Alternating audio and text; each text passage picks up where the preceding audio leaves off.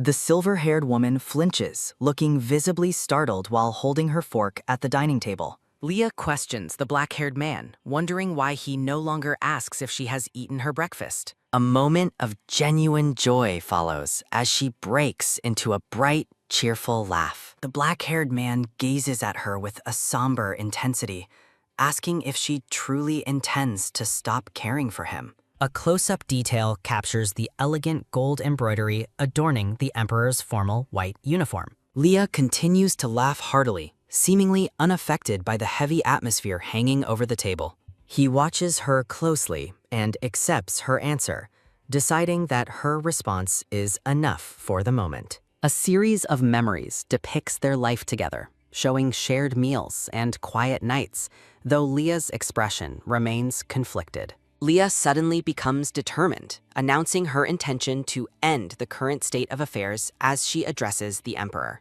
During their meal, she tells the black-haired man she has something important to say, capturing his full attention. Framed by soft pink roses, Leah offers a radiant and hopeful smile as she prepares her announcement. Her expression turns frantic as she suggests he no longer needs her, leading into a shocking request. Shock strikes the Emperor as she mentions finding a peaceful life in the countryside while she playfully smooths his brow.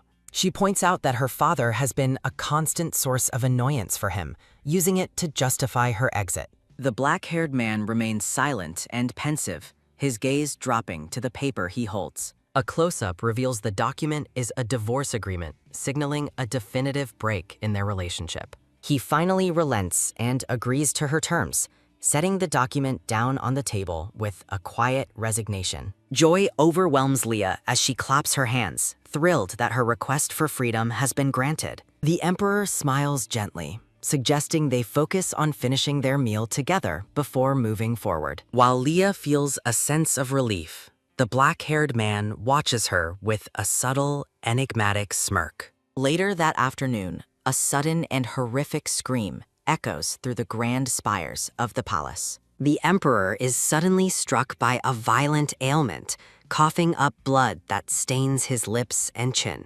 Terror takes hold of Leah as she points out the blood coming from the Emperor's mouth. Gasping for breath, the black-haired man slumps back in his chair while weakly calling out Leah's name. In a state of pure panic, Leah screams for the attendants to summon a doctor immediately. Her desperate plea for medical assistance rings out across the silent, shocked dining hall. Leah looks on in horror while a servant rushes toward the Emperor, whose condition is rapidly worsening. The Emperor's strength fails him completely, and he collapses forward into Leah's arms as she tries to support him. A doctor arrives and grimly announces that the Emperor has ingested a deadly poison, shocking everyone present. Leah begins to question the situation, wondering why such a meticulous man would fall victim to poisoning. The dying man reaches out toward her with a bloodied hand, his eyes filled with a final, desperate message.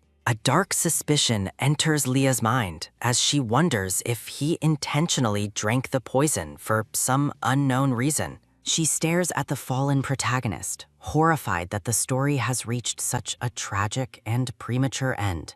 Narrative panels recount the plot of a tragic novel where a tyrant is left alone as his kingdom falls. The original empress is shown drinking from a cup, blissfully unaware of the tragedy about to unfold. Total chaos erupts in the court as the silver-haired empress suddenly collapses, surrounded by panicked onlookers. The story details a tragic ending where an innocent extra is poisoned, leading the emperor to a state of ruin. A modern reader expresses her frustration with the novel's terrible ending, wishing she could save the characters. The scene shifts as the silver-haired woman finds herself waking up in a grand, sun-drenched bedroom. A maid gently shakes her awake, calling her Your Majesty and announcing it is time to start the day. Leah wakes up in a coughing fit, feeling disoriented as she sits up in her luxurious bed. Realization hits her as she looks in the mirror and confirms she has possessed the body of Leah Celeste. Terror grips her as she recalls the original Leah's fate, vowing to avoid being poisoned at all costs. To calm her nerves, she reaches for a goblet and takes a deep drink, hoping for some water. She immediately spits the liquid out in a massive spray, clearly disgusted by the unexpected taste. Leah is outraged to learn she was served beer instead of wine as the maid apologizes frantically. She reprimands the maid, finding it completely inappropriate to be given alcohol the moment she wakes up. Leah reflects on the stark contrast between her current distress and the original character's heavy drinking habits. The maid begs for mercy, explaining that executing staff so quickly would cause a massive scandal in the palace. Deciding to take control, Leah bans all alcohol and tells the maid to prepare her for the day's schedule. Distressed and clutching her head, the silver-haired woman worries about the looming threat of being suspected. Her shock is evident as she shouts, confronting the overwhelming reality of her character's dire predicament. 3 maids carefully attend to Leah, dressing her in a magnificent, tiered red and white imperial gown. Leah stares ahead with a hollow gaze, narrating the history of her tyrannical husband, Emperor Cian Bermuth. She recalls the tragic end of the black-haired emperor who took his own life at age 28. A horrifying realization dawns on her as she calculates that she has only 2 years until her death. Desperation takes hold as the Empress mutters that she must fix everything to ensure her survival. Leah urgently instructs her maid, Loren, to escort her to the harem to begin her reform. Flanked by guards, she marches through the palace while the domestic staff bows low at her presence. Whispers follow her as maids gossip about her frequent harem visits and her drain on the imperial treasury. She remembers her predecessor's excessive lifestyle, showering handsome men with massive allowances and diamond toe rings. Tears stream down her face as she acknowledges that her character's rotten behavior invited such a poisonous fate.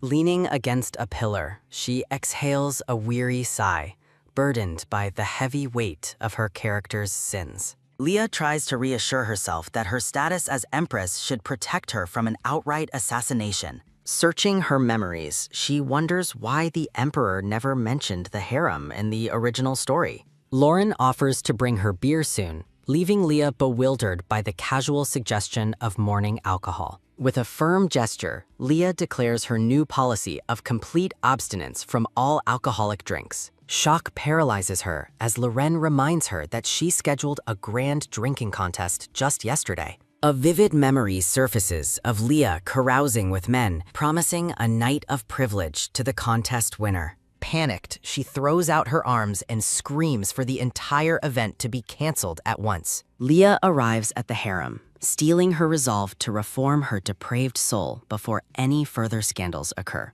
A group of handsome men greet her with broad smiles and excessive flattery as she enters the room. The men immediately begin bickering, competing to offer her the best seat and her absolute attention. Arguments erupt among the harem members over who among them truly holds the title of her favorite. Tension peaks as 2 men grab each other's collars, their jealousy turning into a loud public confrontation. Leah looks on with a shadowed, horrified expression, realizing the situation has spiraled into an absolute disaster. The harem members descend into a physical brawl on the floor as Leah watches the chaos in silence. Fury radiates from her as she looms over them, ordering every single person present to be fired. The men laugh off her threat, foolishly believing her affection for them is far too deep to sever. A chilling, shadowed smile spreads across her face as she decisively rejects their pleas for a second chance. With a sharp command, she reiterates her order for them to pack their things and leave immediately.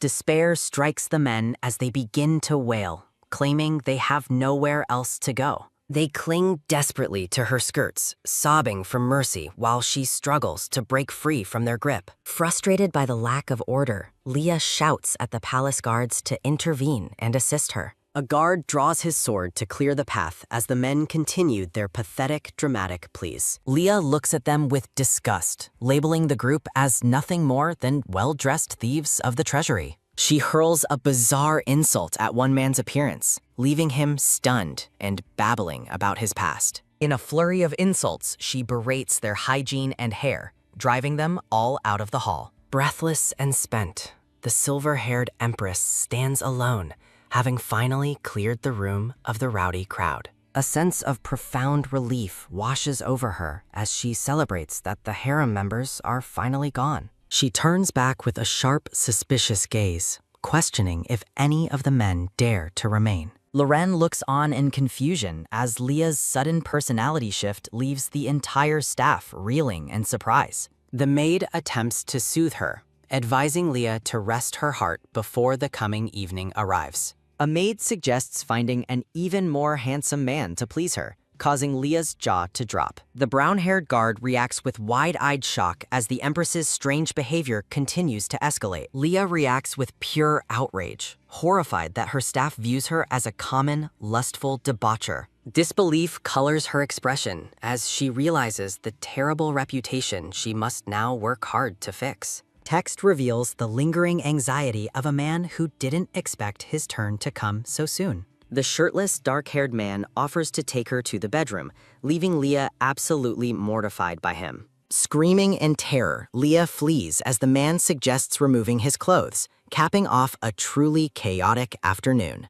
Shouting at the top of her lungs, Leah banishes everyone from her sight to finally secure some peace. Flopping onto her bed with a tired sigh, the silver-haired Empress finally catches a breath of fresh air. Hugging her pillow tightly, she celebrates the glorious prospect of finally getting some much-needed rest. Leah rolls around on the bed, gleefully pinning the blame for her current chaotic life on the original character. Loren interrupts her relaxation to ask what should be done with the remaining members of the harem. Flinging herself forward, Leah commands that every last man be driven out of the palace by tomorrow. Terror strikes her as she realizes she must share a room with the man she fears most. Clutching her face in horror, she dreads the thought of spending the night with the tyrannical emperor. Leah attempts to save face by claiming she is suffering from a bout of alcohol-induced amnesia. She trembles with a fake smile, desperately insisting she has no memory of the palace's intimate protocols. Loren explains with professional calm that the shared room tradition is a mandatory monthly occurrence. Narrative panels describe the prestigious Celeste ducal house, legendary for its swordmasters and diplomatic prowess. The story reveals that the powerful duke behind the empire's foundation is also Leah's own father. Leah wonders why a man of such high status would micromanage his daughter's marital sleeping arrangements. Examining the marriage contract, she is baffled to find it almost entirely blank regarding her relationship with Cian. She contemplates whether this missing information is because these details were never part of the original novel's plot. Leah has a full-blown meltdown over the unfairness of side characters being forced into such stressful roles. A dark realization washes over her as she decides she can only rely on herself to survive. Rallying her spirit, she calls out to Loren to help her prepare for the daunting evening ahead. Leah asks for a rundown of the night's schedule, dreading the preparation required for the Emperor's arrival. She flashes a forced, confident smile, trying to convince herself she can handle whatever comes next. The scene shifts to a silent fireplace as Loren notes the Emperor's preference for a quiet atmosphere. Leah laughs, thinking that staying quiet should be a simple task compared to her recent harem battles. Loren urgently grabs Leah's hands, warning her that her previous loud screaming made the Emperor much more aggressive. Under the guidance of palace guards, Leah is escorted through the halls while Loren reminds her to stay silent. Her footsteps echo softly against the carpet as she approaches the grand entrance of the shared bedroom. A dark thought crosses her mind as she wonders if the Emperor has some truly bizarre personal preferences. The heavy doors creak open, revealing the massive, dimly lit space where she must face her husband. Leah is surprised by the sheer scale and unexpectedly cozy atmosphere of the grand imperial bedroom. Loren and the guards bow deeply, leaving Leah alone at the threshold of the intimidating chamber. Panic flares as the door clicks shut, and Leah desperately begs her staff not to leave her behind. Slumping to the floor in defeat, she reflects on how exhausting it is to be the Emperor's subordinate. Staring at the glowing lamp, she continues to obsess over what could possibly make the original Leah scream. She lies flat on the rug, frustrated by her lack of memories concerning the story's main protagonists. Steeling her nerves, Leah grabs the edge of the blanket and prepares to face the inevitable night. Now tucked into the massive bed, she stares upward, hoping for a peaceful end to the day. A sense of calm finally settles over her as she realizes how relaxing the quiet room truly is.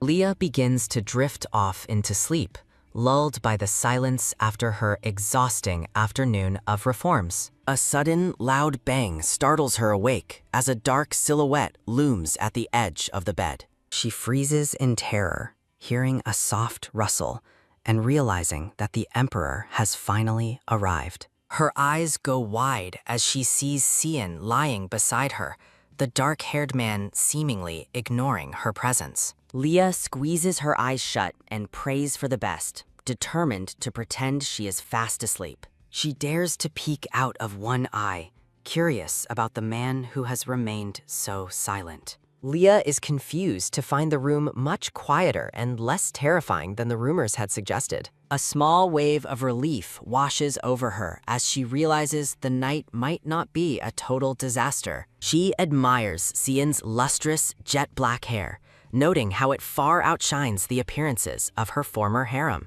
Her brow furrows as she notices something peculiar about the way the Emperor is lying in bed. Leah observes that he is sleeping with his hands tightly covering his ears to block out all noise. A sudden realization hits her as she wonders if the Emperor suffers from some form of sensory sensitivity.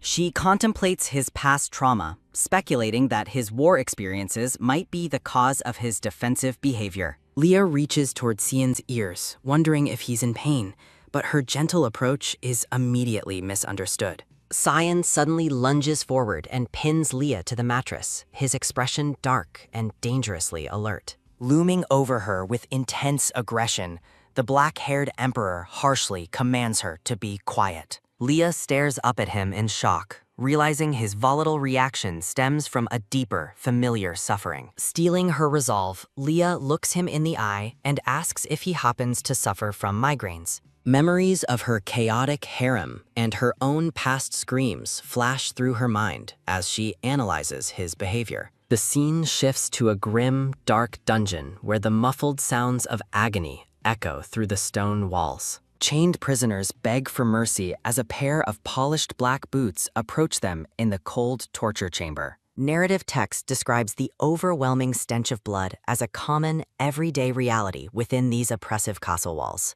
Cian watches the brutality with a numb expression, admitting to himself that this senseless violence is utterly disgusting. A prisoner remains strapped into a cruel torture device, left alone in the shadows of the silent dungeon. Haunted by the screams, Cian recalls his childhood when he was a boy holding a small, dead bird. The white-haired Cromwell Celeste snatches the bird away, telling the young prince to ignore such trivial, menial things. Tears well in young Cian's eyes as Cromwell cruelly insists that emotions are not for him to know. A chilling prophecy warns that an overly emotional emperor will eventually bring about the total destruction of the empire. Cromwell looms over the boy, demanding he devote himself solely to the empire and forget the ancient prophecy. Young Cian walks alone through a void, commanded to sever all attachments to anything deemed trivial or weak. As he grows older, Cian is repeatedly told that affection is the greatest obstacle to his imperial duty. Now a man, Cian walks through a bloody battlefield, conditioned to believe that abandoning feelings prevents all pain. He stands alone before a city consumed by flames, the weight of his heartless upbringing finally taking its toll. Cromwell stands behind a red-eyed Cian, urging him never to stop killing the enemies of the state. A dark, twisted smile plays on Cian's lips as Cromwell claims violence is the only way to save the empire. In the present, Cian clutches his head in agony, struggling to repress the overwhelming emotions he was never allowed. Gasping for breath, the emperor is physically overwhelmed by the mental strain of his cold, isolated life. Back in the past, Cromwell questions Cian about stopping a torture session, his presence always cold and demanding. The white-haired Cromwell Celeste stands tall and composed, radiating a sense of absolute, unyielding authority. Cyan turns away with a curt confirmation, clearly exhausted by the endless cycle of blood and duty. They walk through the hall as Cyan mentions the many prisoners remaining, his voice devoid of any warmth. Cromwell encourages more torment to end the revolt, noting his own role in handling the empire's diplomacy. The white-haired man reminds Cyan of his wedding night, his hand resting near Cyan's back as a subtle threat. Dismissed to return to his room, Cyan looks completely drained while Cromwell maintains his professional, stone-faced facade. Cyan reflects on his hollow marriage, admitting he accepted Leah only because the identity of the Empress was irrelevant. Standing by the bed, Cyan regrets his choice, remembering how Leah's earlier screaming aggravated his sensitive nerves. Haunted by noise and pain, Cyan's silhouette trembles as the internal pressure of his life reaches a breaking point. Violent memories of war and his repressed childhood merge into a chaotic, painful montage within his mind. His hand clenches the table with bone-white knuckles, a physical manifestation of his immense internal struggle. In the present bedroom, Cyan continues to pin Leah down, his eyes wide with a mix of rage and desperation. Leah sits on the bed with a somber expression, realizing the tragic depth of the Emperor's secret torment. Cyan warns the Duke that if he cannot have quiet, he cannot guarantee his daughter's life. Cromwell indifferently agrees to the threat, leaving Cyan stunned by the father's absolute lack of concern for Leah. Cyan walks away, pitying the abandoned daughter and deciding it would be unfair for her to die on a whim. A close-up of Cromwell's mouth reveals a faint, sinister smile, confirming his cold-blooded nature. Returning to the present, Leah gently calls out to the Emperor, hoping to soothe his obvious distress. She looks at him with genuine concern and asks again if he happens to have a migraine. Cyan forces her back onto the bed and snaps at her to shut up, his temper flaring again.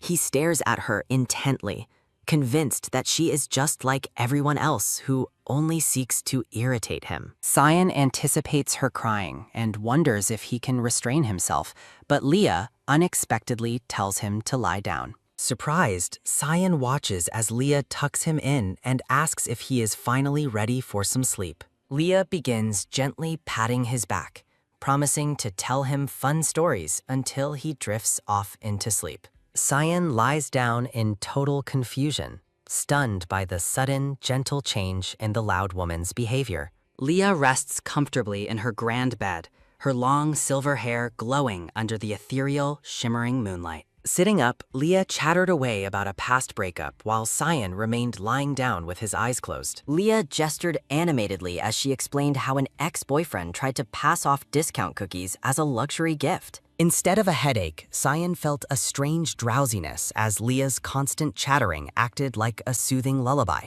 Leah leaned over Cyan, asking if he found the story romantic, unaware that the Emperor was slowly drifting off. Surrounded by blue butterflies, Cyan's inner thoughts questioned why his wife was discussing her exes in front of him. A soft, content smile graced Leah's face as she continued her late-night storytelling amidst a flutter of magical butterflies. Leah looked directly at Cyan with a triumphant smirk, declaring that she had successfully gotten rid of those men. Leah reflected on her previous reputation, realizing that despite the rumors, she was simply a fool for love. Watching her through half-lidded eyes, Cyan noted that Leah didn't seem like a pushover anymore after pulling herself together. Cyan finally succumbed to sleep, prompting a soft, whispered goodnight from Leah as she watched over her husband. Morning light bathed the room as Cyan's eyes flickered open, marking the first time he slept through the night.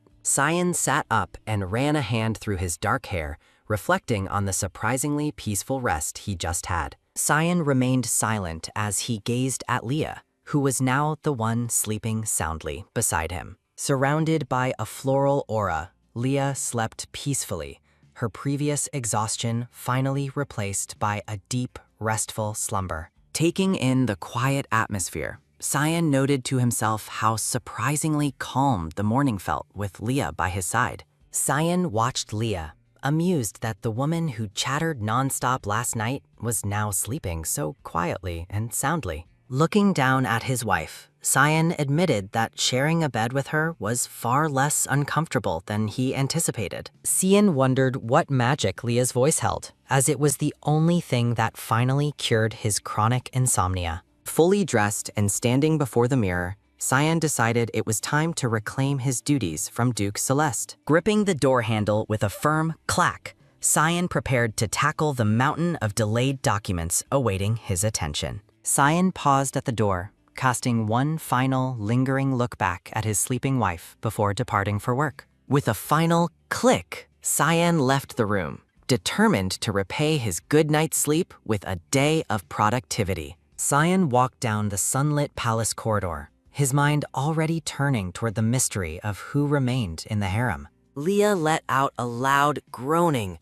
"Ugh," as she stretched her limbs, finally waking up after the Emperor's departure. Radiant and refreshed, Leah cheered that she slept perfectly, her silver hair shimmering in the bright morning light. Leah boasted to her maid that her ASMR worked like a charm, sending the Emperor to sleep in no time. Sitting on the bed, Leah greeted Lauren and asked for her daily schedule, ready to face the new day. Leah's face twisted in horror as she questioned why her father, the Duke, was suddenly concerned with union nights. Flashbacks showed Leah's father nagging her for grandchildren and insisting she eat dragon tail soup to conceive a son. Desperate to avoid her father's nagging, Leah faked a dizzy spell and ordered Lauren to cancel his palace visit.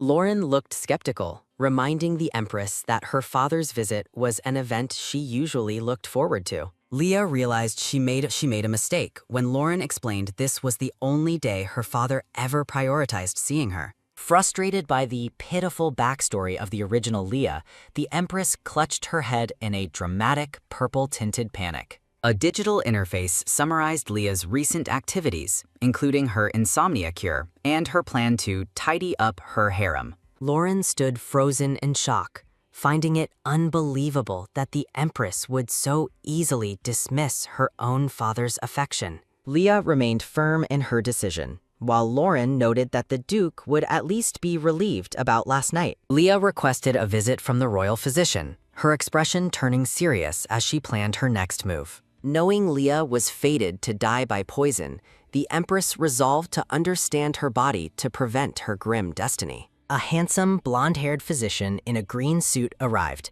greeting Leah with an overly enthusiastic and charming smile. Stunned by the doctor's radiant appearance, Leah wondered if her predecessor chose him solely based on his good looks. The cheerful physician gestured for Leah to take a seat, his bright energy filling the room as they began. Leah felt a cold sweat break out as the physician sat uncomfortably close, his smile never wavering for a second. Startled, Leah asked if he was sitting too close, prompting a confused and innocent "Pardon?" from the handsome doctor. Leaning in with a "ha," the physician whispered that Leah previously claimed his voice was easier to hear this way. Overwhelmed by the doctor's forwardness, Leah decided she needed to put some serious distance between them immediately. To change the subject, Leah requested a full-body checkup and an allergy test, showing a new interest in health. The physician looked surprised by the sudden request, staring at Leah as she tried to maintain her regal composure.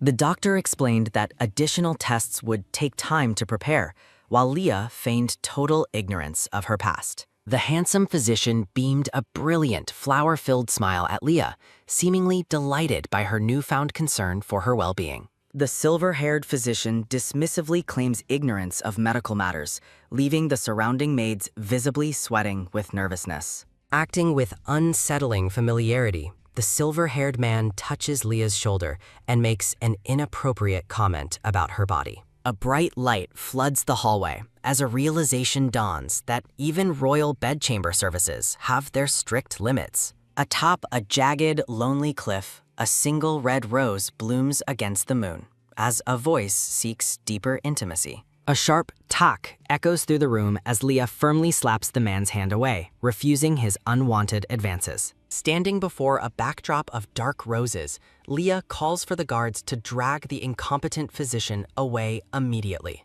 Guards seize the silver-haired man as he desperately pleads for mercy, claiming there has been a terrible misunderstanding. Leah stands tall with a cold expression, ignoring the man's frantic cries for help as he is removed. Her attention is drawn to a dusty, broken stethoscope left abandoned on the desk, a symbol of medical neglect. Leah picks up the useless tool, realizing that keeping such a fraudulent physician would have led to her certain death. When asked who hired him, Loren reminds Leah that she personally chose him because his handsome face inspired confidence. Slumping in utter despair, Leah curses her original self's shallow obsession with good looks over actual medical competence. Reviewing the records, she discovers the man's grades were abysmal, suggesting his medical diploma was likely bought with bribes. Her fingers tighten on the paper as a sudden, chilling realization hits her that she has overlooked a crucial detail. Shadowed by a dark aura, Leah realizes a man this incompetent could only have been hired if someone powerful intervened. A faint, grim smile touches Leah's lips as she realizes the absurd antics of her past may have been orchestrated. Standing in her grand office, she deduces that the physician was a plant backed by someone with a sinister agenda. Leah reflects on her well-known weakness for handsome men, a flaw that was clearly exploited by her hidden enemies. She envisions the physician standing among silhouettes, a puppet placed by the head doctor through bribery and calculated charm. The realization hits that sneaking such a useless person into the palace would only benefit someone planning a murder. Violent imagery of blood splashing across a silhouette fills her mind as she concludes Leah's death was a planned poisoning. She theorizes that the Emperor's mental decline and eventual suicide were likely caused by the same oppressive, toxic environment. Her purple eyes narrow with sharp determination as she prepares to confront the forces working against the imperial couple. A sudden, swift movement shifts the air as Leah turns with renewed purpose, her mind racing with a plan. Clenching her fist with an intense, burning gaze, Leah prepares to seize control of her fate once and for all. Leah points a finger toward the door and calls for Loren, her voice ringing out with absolute command. Against a playful cat-patterned background, Leah shocks her maid by announcing they are going to see the Emperor immediately. Radiant with confidence and purpose, the white-haired Empress asks exactly where Sion can be found at this hour. Looking nervous and overwhelmed, Loren informs her mistress that the Emperor is currently busy working in his private office. Leah marches through the halls in her purple gown, her determined stride radiating an aura of undeniable royal authority. Two guards in blue uniforms bow deeply as the Empress approaches the grand entrance of the imperial office. With a bright, disarming smile, Leah greets the guards and asks if the Emperor is currently available inside. The guards are completely floored by her sudden friendliness, their eyes bulging out in pure, unadulterated shock. One guard apologetically explains that the Emperor never permits unscheduled meetings, regardless of who is asking to enter. Leah puts a delicate hand to her cheek, acting coyly surprised while her mind continues to plot away inside. The guards let out a collective sigh of relief, thinking the Empress has finally accepted their polite refusal. A bolt of lightning seems to strike as Leah declares she will simply bypass the formality and ask Sion directly. Bursting through the heavy doors with a loud bam, Leah sprints into the office while the guards panic behind her. The office stands grand and sunlit, with busy officials looking up in confusion at the sudden, chaotic royal intrusion. Sitting at his massive desk, the black-haired scion looks up and calmly asks what could possibly be the matter. Leah stands at the doorway, catching her breath while looking triumphant, her arrival leaving the entire room in silence. Sion reminds her of the rules regarding unscheduled visits, but Leah insists she has something urgent to discuss. Sion's golden eyes glow with intensity as he questions the importance of the question that led her to trespass. Leah leans forward toward the black-haired man, her expression softening as she prepares to reveal her critical findings. The guards fall to their knees with a heavy thump, begging for execution for failing to stop the Empress. Slamming her hands onto the emperor's desk, Leah looks him dead in the eye with a bold, demanding expression. A sudden grab sounds as hands seize Leah's arm, attempting to pull her away from the emperor's workspace. The palace staff unceremoniously drags the empress away while she looks back in shock at her sudden expulsion. Leah is dumped outside the door as she shouts a frantic "wait" while the heavy office doors click shut. Slumped on the floor with Loren, Leah looks frustrated by the guards' play, realizing her path remains blocked. A delicate hand knocks firmly on the door as Leah invites the emperor to join her for breakfast. Pressing her face against the wood, the white-haired empress loudly insists on sharing a meal with her husband. Leah reflects on the difficulty of reaching Cien, realizing she must find a way to bridge their cold distance. Haunted by the vision of their tragic future, Leah knows her warnings of poisoning and suicide sound completely unbelievable. She envisions a wholesome plan to improve Cien's health and disposition through shared meals and proper rest. Standing in the opulent hallway, Leah compares Cien's guarded nature to a prickly panther and vows not to retreat. Turning to her maid, the empress decides to host an impromptu tea party right there in the palace hallway. A sharp tuck sounds as a door clicks shut, punctuating the observation that the emperor is once again overworking. Accompanied by a worried official, the black-haired Cien dismisses concerns about state affairs, insisting he is perfectly fine. Focused solely on his duties, Cien prepares to move to his next appointment while his staff watches him anxiously. Cien is stopped in his tracks by the sight of Leah waiting patiently for him amidst a backdrop of roses. The emperor looks genuinely stunned, questioning why the empress is lingering in the hallway instead of her own quarters. Leah greets him with a radiant, cheerful smile that stands in stark contrast to the heavy atmosphere of the palace. While Cien internally curses her shameless persistence, he finds himself momentarily distracted by her strangely innocent, sparkling purple eyes. A close-up of Leah's face reveals her unwavering determination to break through Cien's icy exterior with kindness. Cien stares back with a mix of suspicion and intrigue, unable to reconcile her current behavior with her past. With an energetic gesture, Leah leads the way toward the dining room, practically dragging the emperor into her plans. The empress looks quietly satisfied, pleased that her bold persistence has actually resulted in a rare shared moment. The royal couple walks side by side through the sunlit corridor, a rare sight of unity in the fractured imperial palace. Taking her seat, Leah initiates the conversation by asking Cien about his personal culinary preferences and favorite dishes. Leah carries the conversation alone, discussing her love for tomatoes while the emperor remains silent and deeply skeptical. She offers helpful health advice, suggesting that certain greens like lettuce could finally help him overcome his chronic insomnia. Pointing at the gourmet spread, she continues her lecture on how chicken and almonds are essential for his recovery. A sudden tak echoes through the room as Cien sets his utensils down, finally losing patience with her chatter. His golden eyes flash with intensity as he bluntly demands to know what she truly wants from him.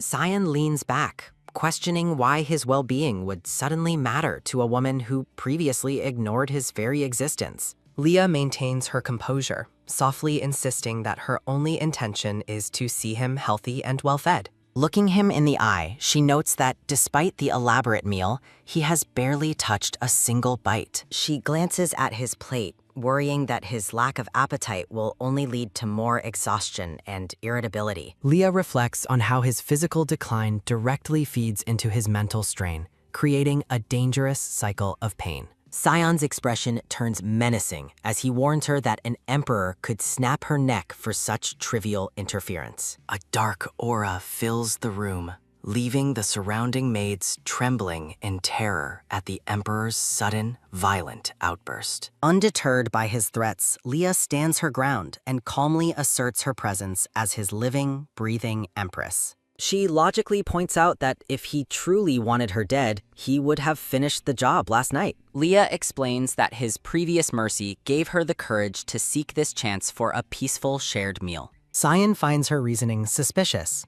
convinced that a meal hinged on her life must serve a much deeper request. The palace staff falls to the floor in a desperate display of submission, terrified by the escalating royal tension. Sion stares intently at her, finally suggesting they involve his own physician to get to the bottom of things. Internally, the emperor remains cynical, suspecting that her sudden interest in his health is a calculated political ploy. He continues to interrogate her, wondering just how far she is willing to go to secure her imperial position. Sion compares her cunning to that of her villainous father, Cromwell Celeste, leaving Leah utterly horrified by the insult.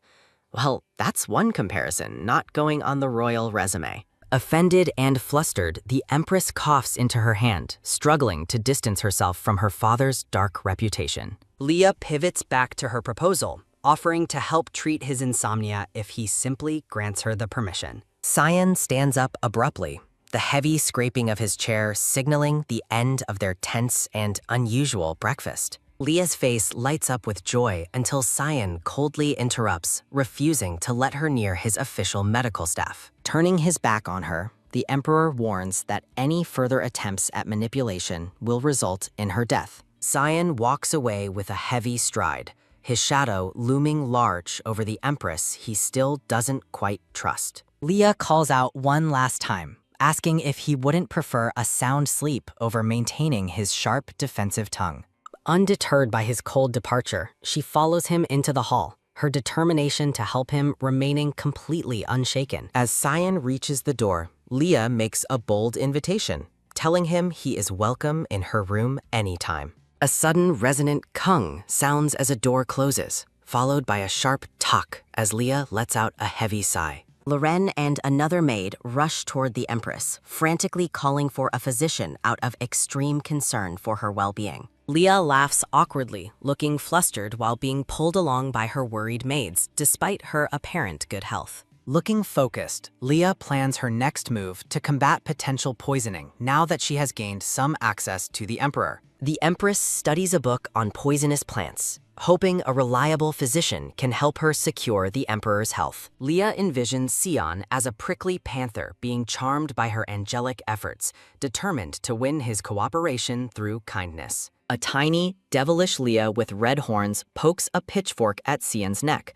plotting to make rest irresistible for him. Humming a cheerful tune, Leah dances through the palace, confident that the Emperor will eventually come around to her side. A rhythmic talk, talk, talk echoes through the corridor as Leah makes another persistent visit to the Emperor's private office. Peeking playfully through the door, Leah greets the Emperor and asks if he has had his breakfast yet this morning. Bursting in with a sudden "Bjelkak," she energetically invites Sion to join her for a shared lunch. Surrounded by a backdrop of roses, the Empress continues her relentless pursuit of the Emperor's time and attention. Looking utterly exhausted and deeply irritated, the black-haired Sion bluntly orders the Empress to get out of his office. Sion clutches his head in frustration, demanding that his staff remove the persistently annoying Empress from his presence immediately. A loud "papak" sounds as Sion breaks his pen, furiously ordering the Empress to be dragged away by force. With a sudden pyong, Leah is unceremoniously evicted,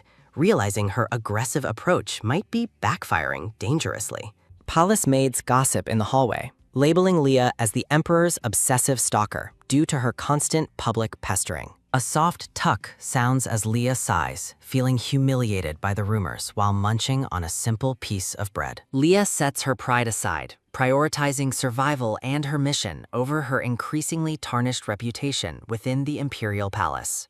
The sun sets behind the grand Imperial Palace as Leah notes that Sion must be reaching his physical and mental limit. Darkness falls over the quiet palace gardens, shifting the scene to the late evening hours. In the blue-lit quiet of her room, the white-haired Empress prepares for bed while brushing her long, shimmering hair. Leah is startled by a late-night visitor, turning with surprise to find the Emperor standing at her bedroom door. A quiet joyong fills the air as Sion stands silently in the doorway, his presence heavy and unexpected. With a weary, defeated expression, the Emperor finally yields and asks Leah to help him get some sleep. Leah agrees with a gentle, triumphant smile, ready to fulfill her promise and aid in his recovery. A soft "tok" sounds as the door closes, sealing the royal couple inside for their first shared night together. Xian sits at his desk the next day, focused on paperwork beneath a bower of bright yellow flowers. An official approaches the emperor with a start, announcing that the empress has once again arrived to see him. Xian looks up from his work, his expression unreadable as he hears of his wife's latest persistent visit. With a sudden "Diraruk," Xian stands and surprises his staff by actually agreeing to meet with the empress.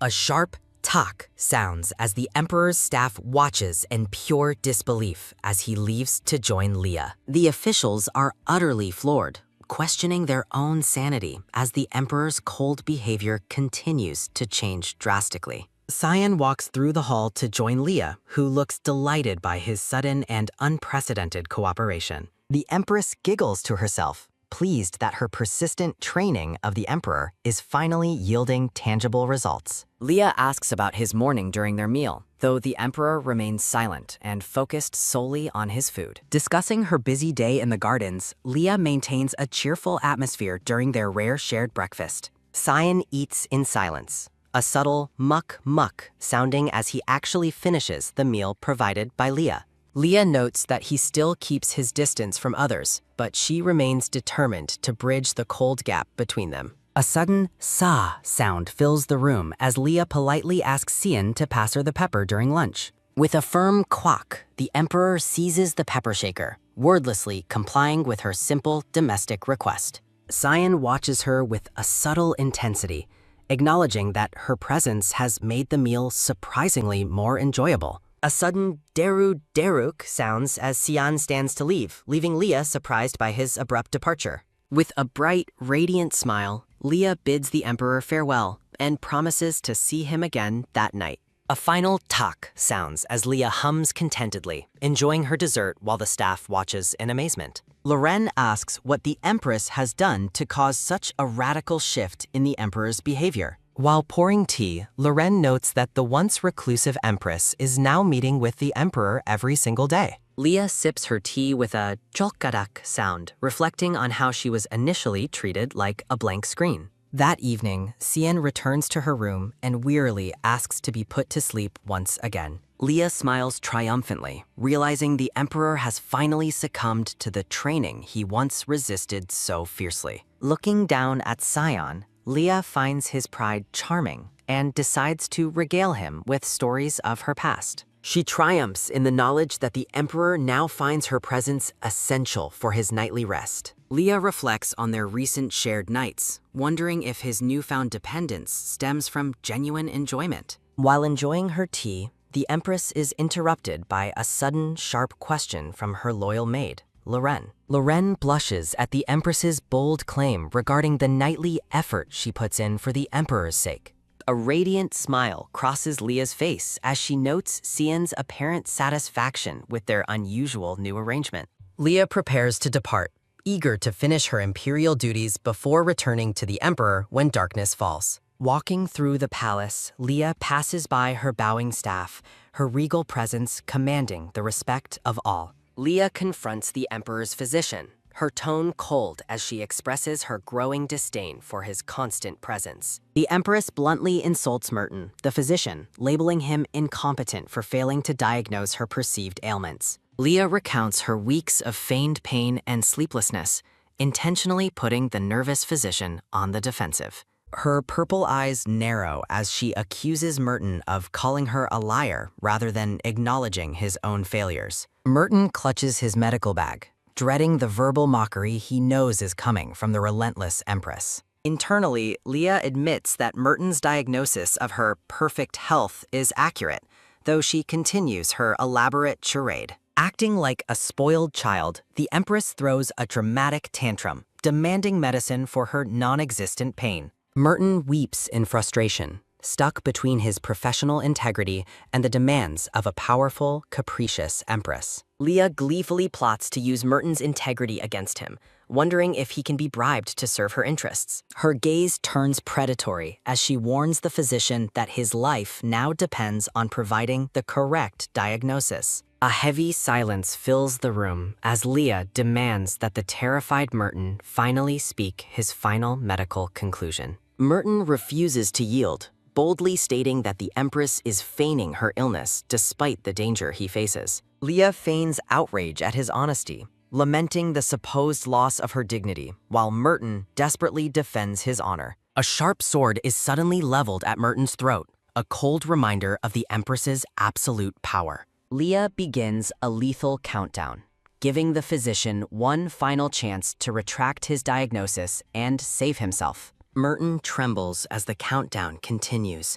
the cold steel of the blade pressing dangerously against his skin. The final count echoes through the room, signaling the end of the physician's time to choose his fate. Terrified by the looming threat of death, Merton finally breaks and screams out a desperate, tearful apology. Even at sword point, Merton's professional oath prevails, and he loudly reasserts that the Empress is in perfect health. The tension remains high as the guard maintains his stance over the kneeling physician in the grand hall. Merton begs for his life, promising to fulfill any other request if the Empress will only spare him. Leah's expression instantly shifts to pure joy, her elaborate test of the physician's loyalty finally reaching its conclusion. She decides that Merton's unwavering honesty makes him the perfect person to trust with the Emperor's delicate health.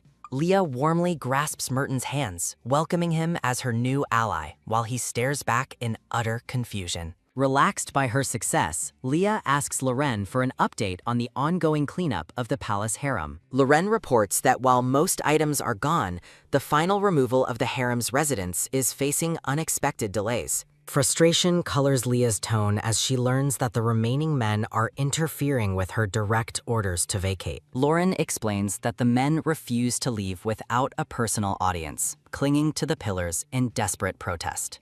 Leah sighs, wondering if these men have inherited the same stubborn, dramatic traits that once defined her own reputation. Determined to end the drama, Leah decides to meet their nonsense with an even greater display of imperial authority. Protests echo from behind the grand doors as the harem members demand that the royal family honor their promises. Leah bursts into the room with a commanding shout, ready to confront the unruly men and their loud complaints. A handsome blonde man leads the protest, accusing the Empress of betraying the future she once promised him. Loren reminds Leah that she once specifically chose this man for his sexy brain to join her harem. The blonde man raises a sign declaring his refusal to exit, standing firm in his demand for academic tuition. Leah realizes she may have misjudged the man's personality, as he proves far more difficult to handle than expected. The man presents a contract, reminding the Empress of her promise to pay his Imperial Academy tuition in full. Leah reviews the document, relieved that he at least isn't attempting to charm her like the other harem members. Her eyes widen in genuine shock as she sees the astronomical cost associated with his prestigious education. Leah realizes the financial burden is immense, questioning why he expects such a massive reward for his brief stay. Stunned by the price tag, the Empress stares at the document while golden coins seem to mock her budget. Leah reaches out in exasperation, pointing out that his 2-month stay hardly justifies such a massive royal payout. Lindo Carcel explains the academy registration is closed, leaving Leah horrified by her predecessor's financial plans. Leah grits her teeth in a purple-tinted panic, fearing she will be branded a tax-draining villain. Attempting to save money, Leah suggests a cheaper academy, but Lindo insists his specialty is exclusive to the Imperial Academy. As Lindo passionately defends his major, Leah's eyes snap open with a realization about his pharmaceutical talents. Amidst shimmering bells, Leah wonders if Lindo's specialized knowledge means he can craft life-saving antidotes. A celestial, winged version of Lindo appears as Leah envisions him as her potential savior. Clasping her hands joyfully, Leah praises the gods for delivering a top-tier pharmaceutical talent to her doorstep. Ornate palace hallways frame the fact that Lindo graduated at the top of his basic pharmacy class. A quill rests on paper as Leah reflects on the high difficulty and rarity of Lindo's specialized course. Lindo looks on with a steady gaze as the word responsibility underscores the weight of his medical role. Leah's sudden agreement startles the blonde physician, leaving him confused by her quick change of heart. Radiant with flowers, Leah beams a brilliant smile while reaching her hand out to her new physician. While Leah sleeps, Cian reflects on how her soothing voice has become his unexpected cure for insomnia. Falling deeper into sleep, Cian wonders what kind of magic or trick Leah is using on him. Waking up frustrated, Cian grips his head, questioning why his mental strength fails him around the Empress. Cian gazes at his sleeping wife, realizing that his growing preoccupation with her is becoming a major problem. Back at his duties, a brooding Cian is advised to discuss maritime trade issues with Duke Celeste. Surrounded by a dark aura of stress, Cian struggles to focus on disaster recovery and prisoner management documents. A close-up of Cian's tired eyes precedes an inquiry about whether the Emperor has eaten breakfast. As Cian grips his fork, he notes Leah's lack of anger despite his cold and distant behavior. The royal couple shares a quiet, tense breakfast at opposite ends of a massive, sun-drenched table. Leah looks down with a sad, wistful expression, pained by Cian's refusal to speak to her. Cian maintains a stoic silence, his mouth set in a firm line as the morning continues awkwardly. Haunted by memories, Cian fears that asking Leah about her harem will only lead to foolish questions. Cian stands alone at his desk in the grand office, the bright sunlight emphasizing his isolation. Frustration mounts as Cian clutches his head, unable to focus because Leah is constantly on his mind. Deciding he must confront her, Cian resolves to ask why she is suddenly trying to confuse him. Approaching a maid, a stern Cian demands to know the current location of the Empress. Trembling with fear, the maid explains that Leah has gone to the harem on important business. Cian's eyes narrow in sharp anger, feeling as though he has been thoroughly toyed with by Leah. Looming over the nervous maid, Cian demands clarification on the Empress's sudden departure to the harem. Cian feels mocked as he recalls Leah's angelic care, contrasting it with her return to her male consorts. Chibi Leah relaxes happily in the harem, declaring it her paradise while being fanned by her concubines. Cian's suspicious thoughts paint Leah as a cunning woman with ulterior motives despite her affectionate display. Noting her lineage, Cian convinces himself that Leah's approach was never intended with goodwill. Imagining himself lifting Leah toward the sky, Cian firmly resolves not to be swayed by her warmth. Cian reaches out a hand, his expression hardening as he decides to distance himself from his wife. Dismissing the terrified maid, Cian walks away while ordering her to forget the conversation ever happened. A mental crack appears as Cian feels a deep, unexplainable ache in his heart regarding Leah. The scene shifts back to the palace room where Leah prepares to strike a deal with Lindo. Reaching out to Lindo, a cheerful Leah prepares to secure her new physician's absolute loyalty. Lindo touches his chin thoughtfully, unaware that Leah is carefully evaluating his potential for betrayal. Leah ponders Lindo's name, wondering if there is any possibility that he has already been bribed. Leah recalls the fawning men of her past, questioning if Lindo is just another part of a conspiracy. Using chibi puppets, Leah reasons that her enemies wouldn't deploy an assassin as obvious as Lindo. Leah observes the chibi version of Lindo, searching for any signs of hidden malice or guile. A vibrant, jagged burst of text declares that Lindo's eyes are clear and completely free of deceit. Leah notes Lindo's intense academic passion, deciding she must secure him as an ally immediately. Lindo bows and accepts the position, asking if he should prepare tonics or mythical elixirs for her. Lindo stands frozen in comical shock as Leah's blunt demand for poison leaves him utterly bewildered.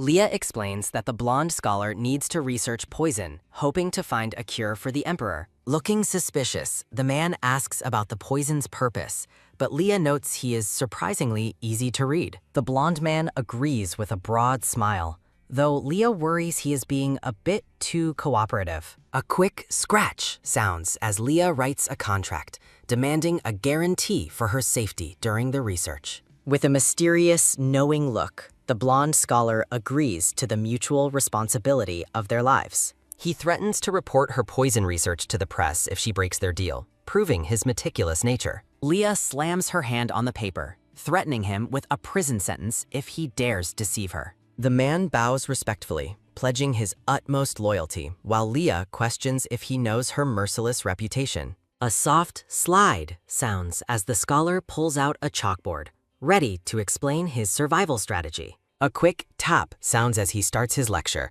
asking if mere survival is truly enough for her. He warns that antidotes cannot reverse organ damage, recalling a time Merton, the physician, gave Leah dire news. To survive, he suggests building a resistance by consuming microdoses of weak, toxic herbs starting today. A sharp tap sounds as he draws the toxic plant, leaving the Empress absolutely stunned by his radical suggestion. Leah is horrified by the idea of consuming poison, but he insists it prepares her body for the antidote. A heavy thud sounds as he offers to test the doses on himself first to earn her trust. Leah admires his incredible passion, realizing she would have been in trouble if she had dismissed him. He suggests growing the herbs in the palace gardens and offers his own seeds, overwhelming the poor Empress. Leah sighs wearily while sitting in her chair, pondering the weight of her new and dangerous alliance. She suggests using the men clinging to the palace pillars as laborers, solving her staffing and harem issues simultaneously. Delighted by the low wages, Leah decides 3 workers are enough to begin plowing the garden immediately. The blonde scholar is taken aback by how frugal the Empress has become in just a few weeks. Leah laughs as she considers foreign tuition, wondering if there is any way to save even more money. The scholar serves her tea while she warns him to be more careful with his words next time. With a joyous cheer, Leah raises her hand as her new ally claps in genuine appreciation. A soft slide sounds as Cyan reviews a document, his focus intense as he manages his imperial duties. The officials look completely drained at the table, noting this is their 12th meeting of the long day. A heavy thud sounds as Cyan stands, hearing Leah's voice inviting him to join her for breakfast. The palace staff weeps with relief, celebrating the fact that they survived another stressful day under the emperor. Trembling with fear, the staff wonders why the emperor is suddenly so on edge and irritable again.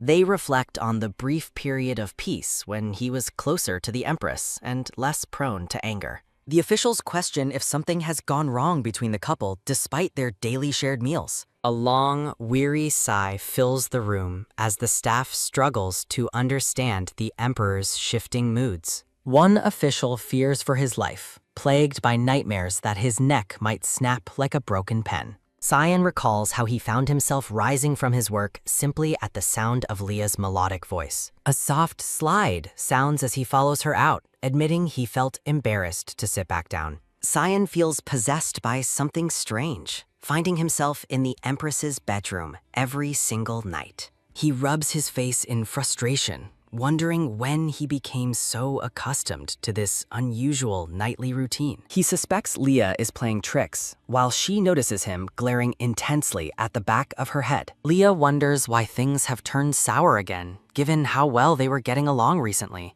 A sharp clack sounds as she laments their return to silence during their rare shared meal. Cyan eats in total silence, finding it ironic that he still maintains a regular schedule despite the tension. Leah realizes that solving deep-rooted emotional problems is much harder than following the original story script. Cyan stands alone in a dark, thorny void, acknowledging the difficulty of expressing his long-suppressed emotions. Determined to break the ice, Leah decides she must be the one to take the initiative once again. Leah politely asks Cyan to tell her if she has done anything to upset him lately. She playfully mocks his glaring expression, pulling her face to imitate the intense look he often gives her. Leah wipes away a mock tear, claiming that his constant, cold staring actually scares her. Cyan scoffs at her claim, noting that she shows absolutely no fear while sitting directly across from him.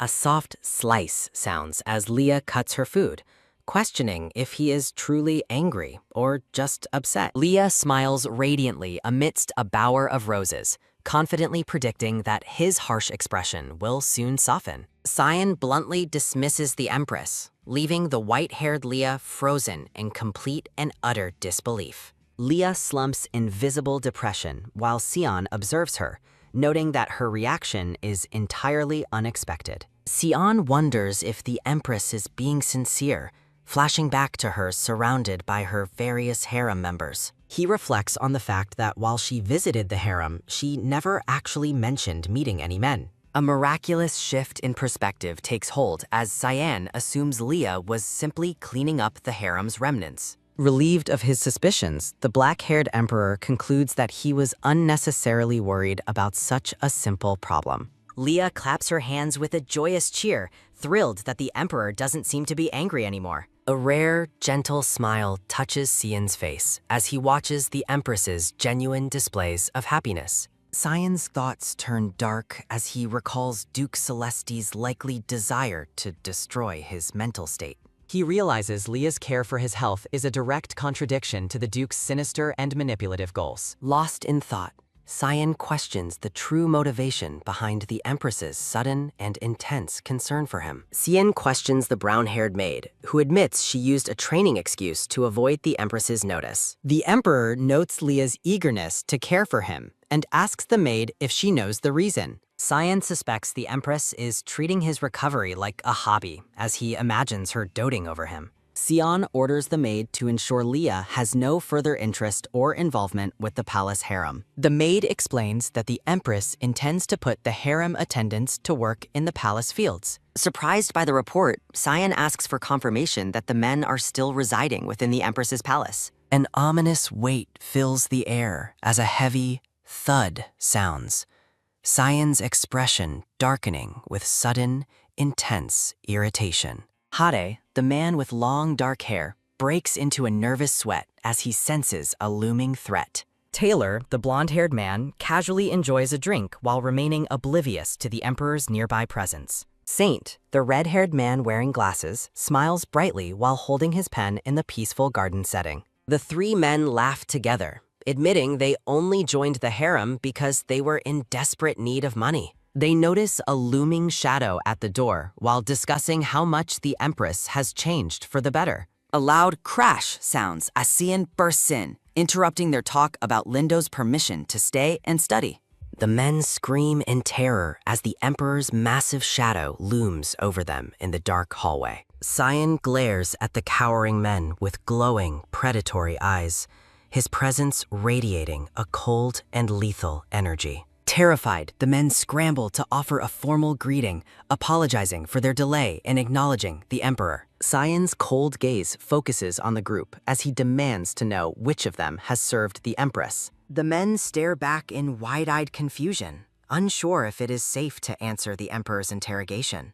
In a dark flashback, Leah issues a strict command to her harem, prohibiting them from disclosing any personal matters. Caught between two powerful rulers, the men feel like small shrimp caught in a battle between massive whales. A sharp slide sounds as Cyan draws his blade, threatening to cut Hade unless he reveals Leah's secrets. Hade trembles in absolute fear, silently pleading for the Empress to save him from the Emperor's wrath. Cyan stands over the kneeling men, demanding they recount every single word the Empress whispered to them. Desperate and weeping, Hade begs for his life while claiming he truly knows nothing about the Empress's plans. Cyan recalls their earlier boasts about working for food, finding their current cowardice a sharp and pathetic contrast. The maid watches from the background as Cyan stands in silence, processing the information he has just gathered. Flashbacks of Hade, Taylor, and Saint show their shocked and confused reactions to the Empress's recent behavior. Cyan remembers Lindo feeding Leah,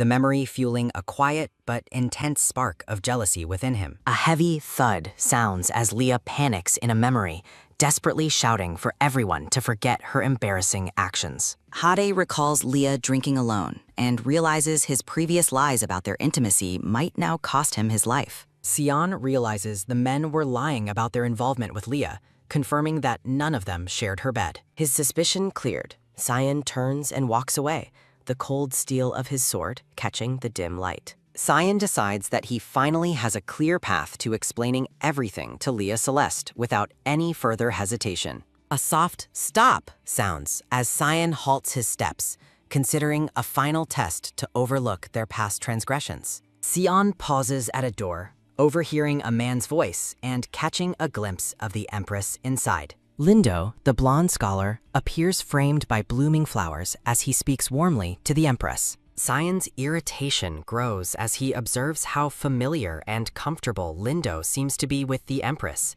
A sharp crack sounds as Sion's temper flares, watching the blonde man suggest long, modest clothing for Leah. A thunderous bang sounds as Sion bursts into the room, startling Leah, who asks what brought him there. Sion brandishes his sword against Lindo's throat while a shocked Leah watches the sudden and violent confrontation. Sion demands to know the man's identity as Lindo bows deeply, trembling while presenting himself to the Emperor. Lindo humbly introduces himself as a former affiliate of the Queen's Palace, hoping to soothe the Emperor's lethal suspicion. Sion coldly orders an explanation for Lindo's presence without imperial reports, causing the Empress to look on in worry. Leah intervenes, claiming full discretion over her palace personnel while holding a mysterious small bottle in her hand. Sion reflects on the Empress's sweet voice, finding her defensive tone uncomfortably familiar, yet strikingly protective of the stranger. Sion questions why Leah is using such a soft voice to protect Lindo as he watches her with growing intensity. Leah frantically denies any wrongdoing, fearing Sion might actually kill her if she makes even the smallest mistake. Sion points to the object in Leah's hand, prompting her to claim it is merely innocent massage oil.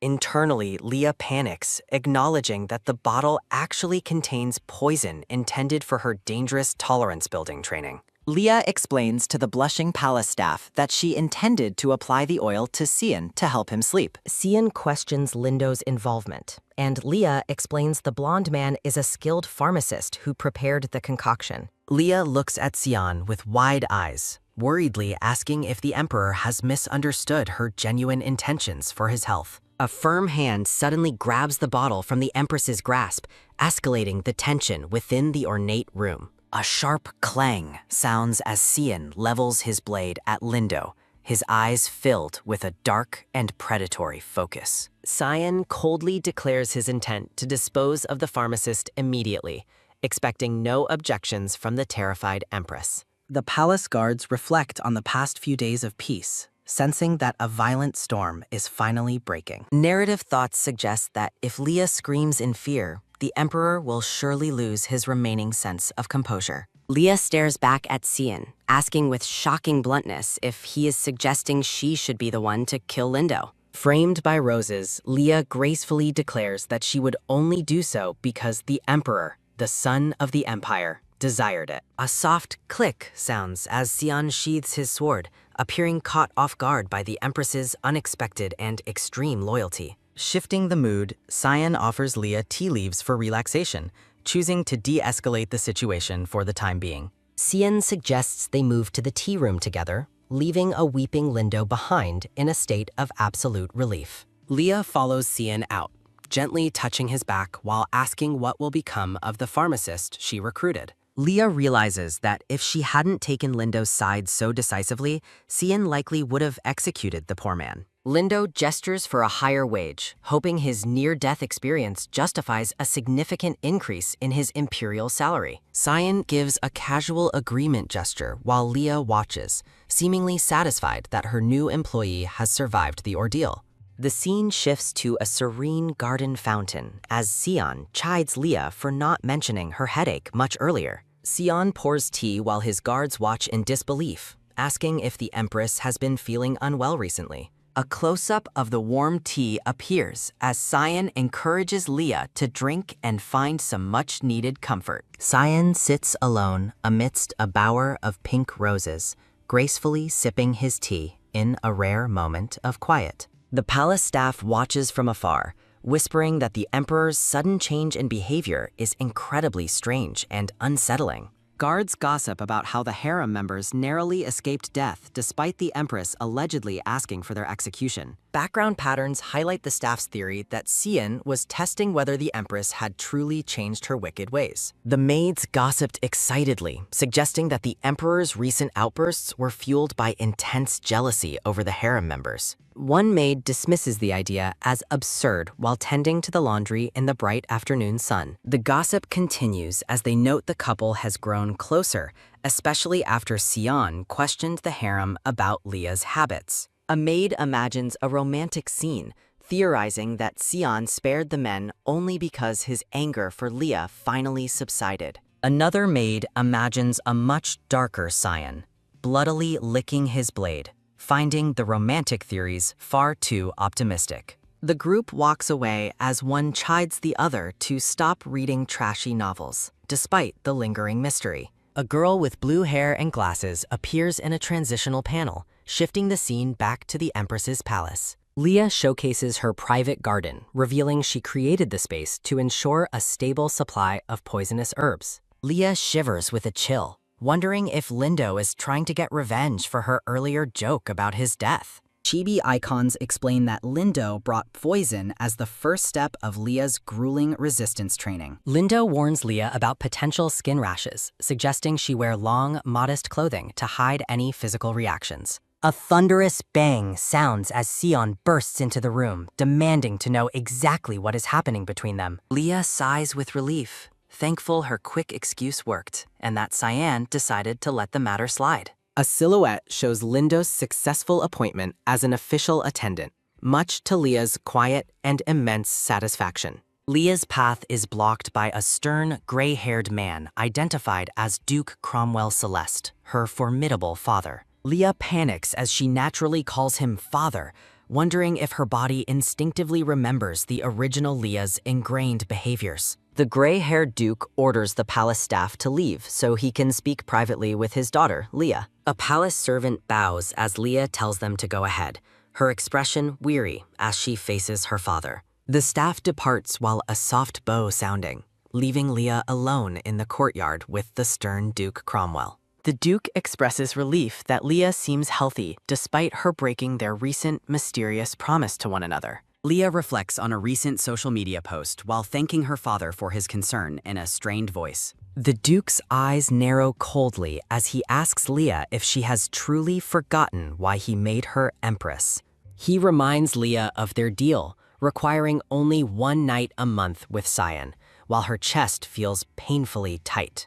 Leah confirms they followed the arrangement, but the Duke sternly orders her to do nothing further with the Emperor. The Duke warns that his tolerance for her luxury depends entirely on her keeping her side of the bargain. Grasping her dress with a sharp clench sounding, Leah realizes the Duke's plan was purely for power and heirs. Rejecting any emotional attachment, Leah coldly orders her father to leave after promising to maintain her royal position. The Duke mocks Leah, asking if she thinks her disobedience will earn his love or just get her attention. Leah listens in silence as the Duke criticizes her personality and logic, his words cutting deep despite her resolve. Leah is shocked as tears suddenly begin to stream down her face, a reaction her body seems unable to control. Panicking, Leah struggles to breathe as she realizes this physical reaction is a lingering trace of the original Leah. The Duke holds out a small purple vial,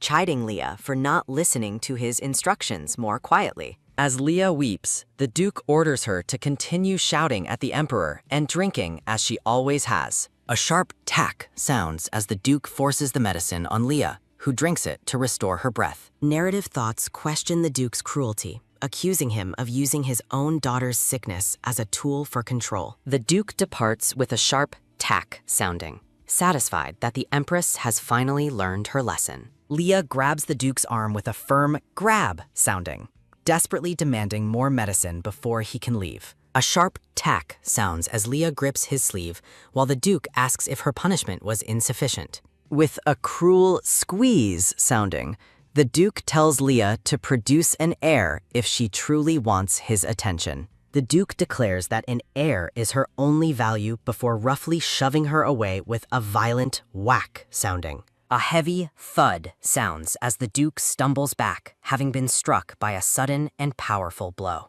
Leah falls backward with a startled slide sounding, her silver hair fluttering as she loses her balance. A soft catch sounds as Cian catches Leah in his arms, his presence providing immediate and steady support. Sion's eyes glow with a lethal yellow light as he tells the Duke he is far off his path. The Duke trembles in terror, claiming he was simply on his way to see the Emperor, as he stammers. Cian protectively holds Leah while questioning the Duke's presence as the older man offers a weak, stuttering apology.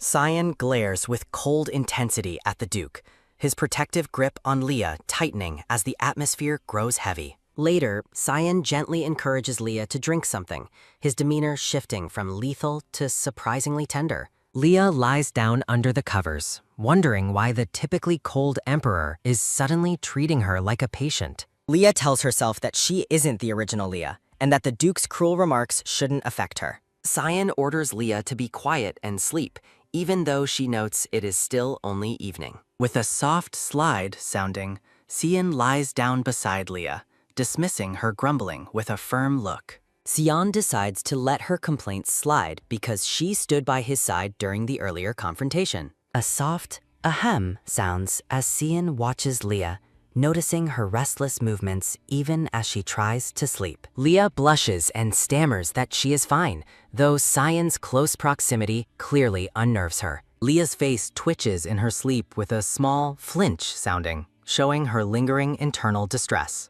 A gentle stroke sounds as Cian brushes Leah's hair, wondering if she is having nightmares or just a habit. Cian watches over the sleeping Empress in the quiet room, his protective presence a sharp contrast to her father's cruelty. The scene shifts as Lindo, wearing glasses, examines Leah's hand while she sits in a beautiful white dress. In a flashback, the Duke holds a purple vial, while narrative thoughts focus on uncovering his methods of exploitation. Back in the present, Leah looks at a document with a shocked expression, processing new and unexpected information. Lindo explains with a quick tack sounding that her blood tests showed no reaction to typical poisons or illnesses. Leah's memories of her painful encounter with many clash with the clinical findings, leaving her deeply confused. Lindo taps his notes with a firm tack sounding, suggesting there is only one logical explanation for her symptoms. Lindo reveals that the mysterious medicine is a product of alchemy, catching the silver-haired Empress completely off guard. A confused Leah imagines alchemy as simple gold-making, while Lindo asks what era she thinks she is living in. Lindo provides a grand explanation of modern alchemy's vast fields, while Leah warns him against bragging about his skills. Expressing delight, Lindo bows while mentioning that sorcery-related alchemy is his particular subspecialty. A glowing magic circle appears as narration explains that magic represents laws beyond the reach of scientific reasoning. Swirling mana flows through the stars, illustrating how sorcery was developed as a substitute for nature's vanishing energy. Silhouettes of a bird and rabbit highlight the grim reality that sorcery requires a living organism as a medium. Leah is visibly stunned, realizing her undiagnosable illness is actually the result of a dark sorceress contract. Standing before the shadow of Duke Cromwell, Leah finds his willingness to resort to sorcery absolutely terrifying. Leah looks at the ornate palace walls, questioning if her father actually intends to take her life. Hands hover over a glowing blue bird, explaining that the sorcery's medium must be handled with extreme care. Leah admits she expects no affection from the Duke, while Lindo questions what parent would harm their child. Leah reflects on her father's desire for an heir, concluding that he has no intention of killing her yet. Looking at a vision of herself as a medium, Leah realizes the Duke definitely used her for sorcery. Lindo emphasizes the urgent need to uncover the specific details and mechanics of the spell used against her. Leah asks for a blood analysis, but Lindo explains it is currently impossible without a fresh sample of medicine. Angry sparks fly as Leah questions Lindo's expertise, much to the blonde pharmacist's visible and mounting frustration.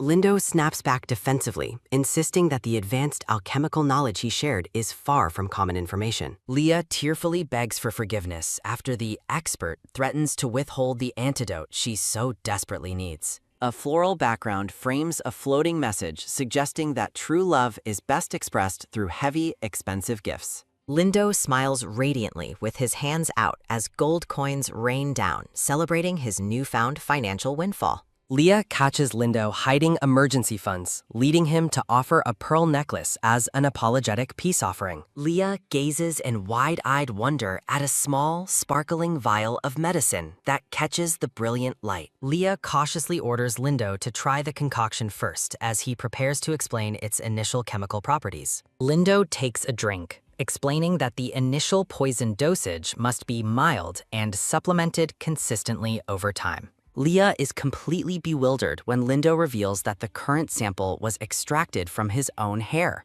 A simple text bubble centered among white roses highlights the bizarre ingredient of the current alchemical mixture. Striking a dramatic pose amidst blooming flowers, Lindo prepares to lecture Leah on the unique properties of human hair. Leah is visibly disgusted as Lindo explains his trial and error method, realizing the bizarre lengths he goes for research. Perplexed, Leah holds the vial while Lindo explains that hair acts as a storage site for expelled bodily toxins. Floating strands of hair illustrate how Lindo extracts the toxins he has accumulated through years of dangerous research. Poisonous plants and a mushroom appear, emphasizing the difficulty of gathering diverse toxin samples from the field alone. Lindo spreads his arms wide, declaring that they need hair samples from as many people as possible. Leah suggests using the palace staff, but Lindo notes that their shared environment might result in overlapping toxins. Lindo points out that collecting hair from various nobles would provide a much better variety of toxic components. Leah takes a hesitant sip, beginning the first step of her training by drinking the mild poison dose. Surprised by the sweet taste, Leah gives a thumbs up as a bright, shimmering light fills the room. Leah wonders if side effects will manifest while Lindo begins to cough violently into his hand behind her. Blood drips from Lindo's mouth as he assures a horrified Leah that his reaction is perfectly normal. Lindo frantically presents his notes as proof that coughing up blood is a standard result of poison-based antidotes. A close-up reveals blood dripping from Leah's lip,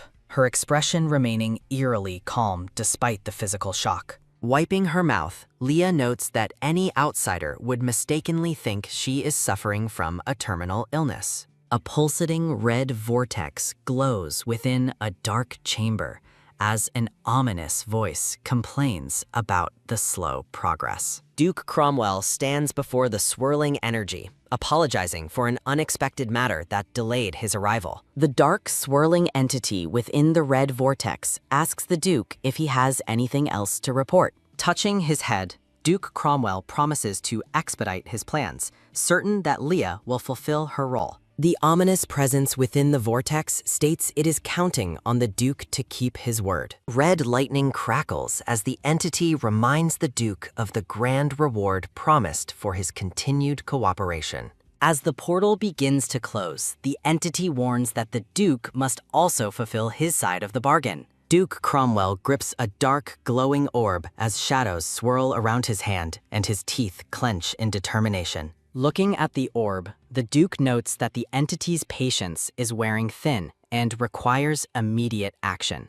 A hooded figure with a shadowed, smiling face asks the Duke how they can assist in his scheme. Leah clutches her head in absolute agony, screaming that the desperate search for hair samples is driving her crazy. In a comical flashback, Leah attempts to comb the hair of trembling noblewomen whose terrifying reputations keep everyone away. Resorting to desperate measures, Leah corners the palace servants and forces her special service on them while they weep. Lindo remains unimpressed while reading his research, coldly demanding that Leah bring him a much larger variety of samples. Losing her temper, Leah violently shakes the pharmacist, screaming that gathering hair from the entire palace is no easy task. Tears streaming down his face, Lindo shouts back that she should simply ask the emperor to help her collect hair. Leah finds the suggestion preposterous, wondering who in their right mind would ask the powerful emperor for simple hair supplies. Standing alone in the grand, sunlit palace hallway,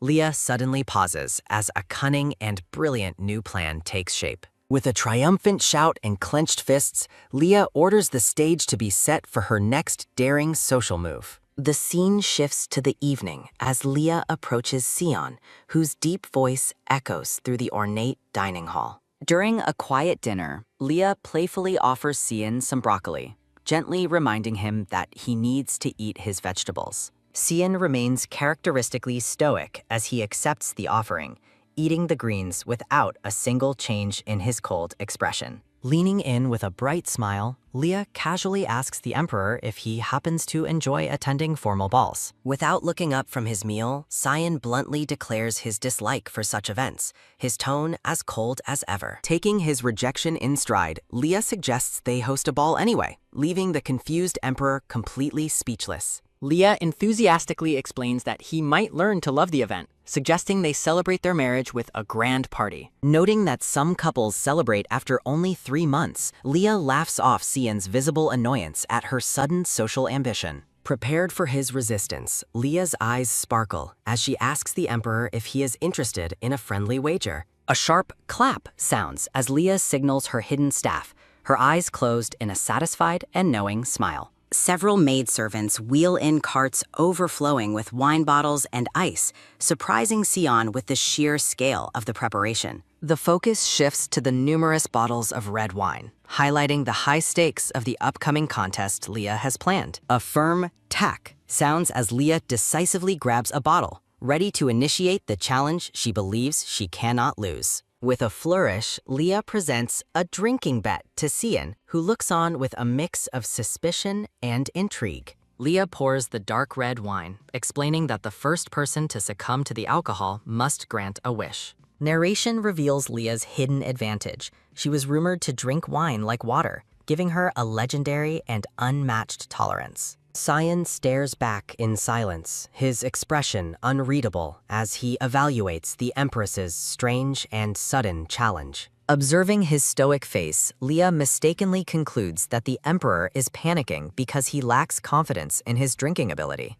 Taunting him further, Leah sips her wine and questions if the Emperor is too afraid to compete in the delicious bet. Challenged by her words, Sion begins drinking in large, rapid gulps, while a surprised Leah warns him against overdoing it. Smirking to herself, Leah feels victory is within her grasp, certain that her trap for the Emperor has succeeded perfectly. Pouring more wine, Leah vows to finish the contest in an hour, all for the sake of gathering hair samples. The plan backfires spectacularly as a red-faced Leah collapses onto the table, slurring that she is definitely not drunk. Sion remains perfectly composed and unaffected, swirling his wineglass while questioning why they should even bother continuing the bet. Looking at him with bleary eyes, Leah is horrified to realize Sion is an absolute tank with a liver of iron. A very drunk Leah clings to Sion's arm, giggling and insisting that he must be feeling sleepy by now.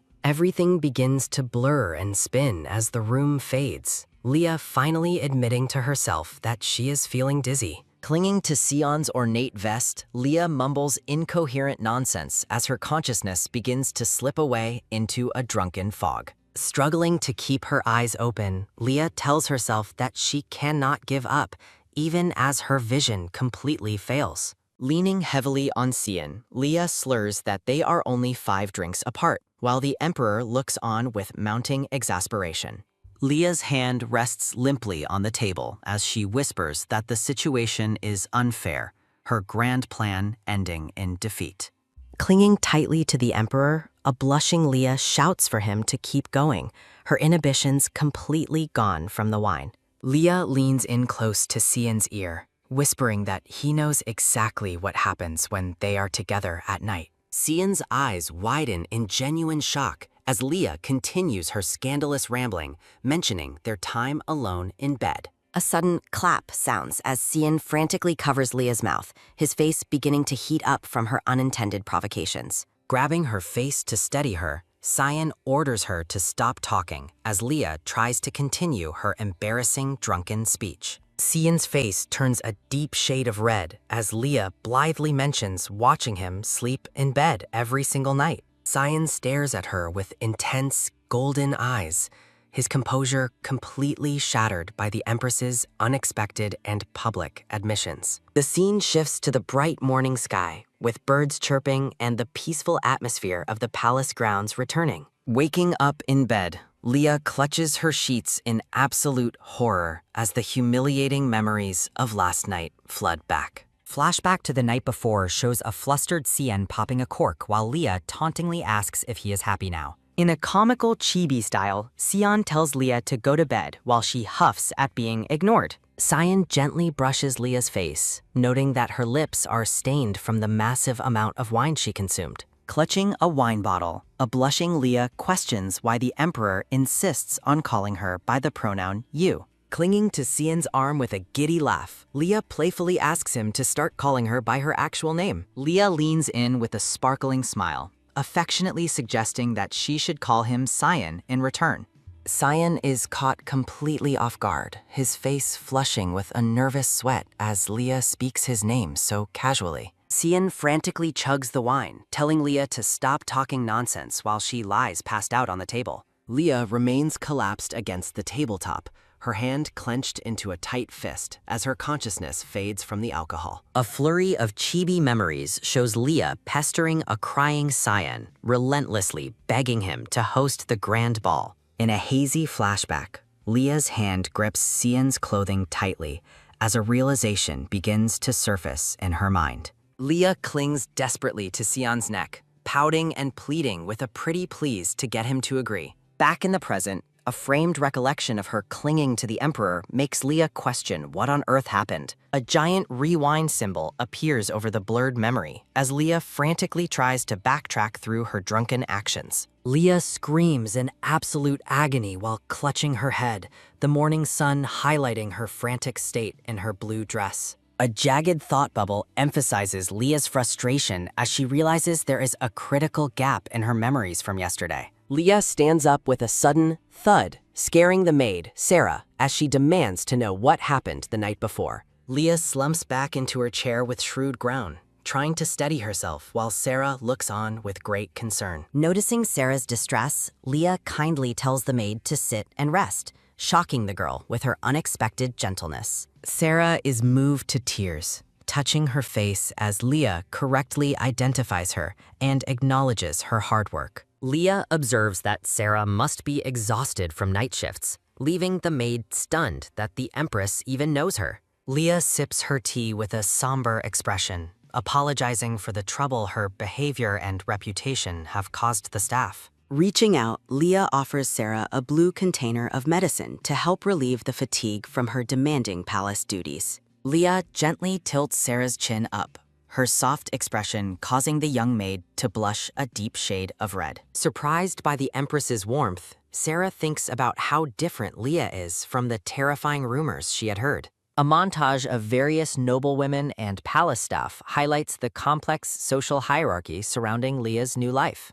Silhouetted figures represent the many maids who fled or were dismissed, forcing the palace to recruit from lower-ranking nobles. Sarah remembers her initial fear, determined to endure Leah's supposed cruelty for the sake of her struggling family's well-being. Sarah cries with overwhelming relief and joy, while Leah stands behind her, looking like a serene and graceful protector. Leah ponders the difficulty of winning over enemies, wondering how people react when someone they dislike suddenly acts friendly. Sarah is shocked into silence, her face turning bright red as she processes the Empress's unexpectedly kind and caring nature. Wiping her tears, Sarah clutches the gift and realizes that the Empress truly cares for the well-being of her subordinates. Sarah and the other maids bow and pledge their absolute support, promising that the Empress can count on them. Leah offers a bright, cheerful smile while secretly thinking that the maids have definitely misunderstood her actual intentions. Changing the subject, Leah asks the gathered staff for advice on how to successfully get something from the Emperor. A maid suggests that persistence is key, advising Leah to keep pestering him until he finally gives in. Empowered by the advice, Leah clenches her fist and declares that life is all about being persistent. Spotting Cien walking in the palace garden, Leah and the maids prepare to put their new plan into action. Cien stands in the distance, his golden eyes and sharp features giving him a characteristically cold and unapproachable aura. Leah waves and calls out a morning greeting, only for Cien to whoosh away with incredible speed to avoid her. A sudden flashback hits Leah, remembering a serious Cien asking if she treats everyone with such drunken, clingy affection. A sudden, huh? Escapes Leah as the shocking memory resurfaces, leaving her completely stunned by her past behavior. Leah clutches her head in absolute shame, wondering what else she could have possibly done to the Emperor last night. Ominous imagery swirls as Leah worries if she accidentally revealed the secret of their doomed future to Cien. Panicking, Leah wonders if Cien now thinks she is completely crazy and is actively avoiding her because of it. Looking at her tea, Leah frets over her reputation, fearing she now looks like a mess or a literal stalker. The maids try to reassure her that she was adorable, but a confused Leah wonders if they are being serious. Leah smiles brightly at her staff, playfully asking them to make sure they always stand up for her. The maids look slightly overwhelmed by the Empress's request, their expressions a mix of amusement and lingering concern. Framed by blooming roses, Leah appears surprised and lovely in a soft purple dress, a moment of quiet beauty. Leah sighs as Sarah massages her shoulders, trying to calm down and retrace her steps from the previous night. Clinging to Cien, a very drunk Leah mumbles about the thoughts that cross her mind when he sleeps. Leah giggles uncontrollably, teasingly asking the Emperor if he knows that he frowns even in his deepest sleep. Cien's composure cracks as he stares at the laughing Empress, stunned by her bold and highly personal observations. Flustered and overwhelmed, Cien holds his head while Leah continues to pester him with her giddy, drunken laughter. The scene shifts to a sunny garden tea party where Leah, now composed in blue, observes a guest. A young woman with silver hair and vibrant purple eyes looks up in surprise as Leah identifies her as Eloise. Narrative panels explain Leah's lineage, detailing her father Cromwell Celeste and his younger brother Louis, the Duke's sons. The family history continues, revealing that Louis received the subsidiary title of Count Appenzeller, along with various royal honors. Framed by a decorative border, Eloise Appenzeller is introduced as Count Louis's daughter, Leah's cousin with a striking appearance. The narrative reveals that Eloise's mother, a descendant of the rare siren race, tragically died during her daughter's birth. Standing back to back, the physical resemblance between Leah and Eloise is so uncanny they could easily pass for twin sisters. Bound by a similar fate, both girls were born on the same day and shared the loss of their mothers. Reflecting on their intertwined lives, Leah watches Eloise across the table, noting her lack of memories regarding her cousin. Extending a formal greeting, Leah invites Eloise to take a seat in the ornate blue-cushioned chair beside her. Surrounded by blooming roses, a voice politely addresses the Empress as the garden atmosphere remains peaceful and bright. Eloise looks down with a saddened expression, expressing her deep sympathy for the cruel and dramatic nicknames given to Leah. Startled by the mention of being called a witch, Leah wonders when that particular title was added to her reputation. Putting aside the insults, Leah asks how Eloise intends to help her improve her standing within the imperial palace. Grabbing Leah's hands with sudden intensity, Eloise suggests that the Empress should publicly repent for all her past misdeeds. Leah is momentarily speechless, her eyes widening in disbelief as she processes her cousin's incredibly bold and insulting suggestion.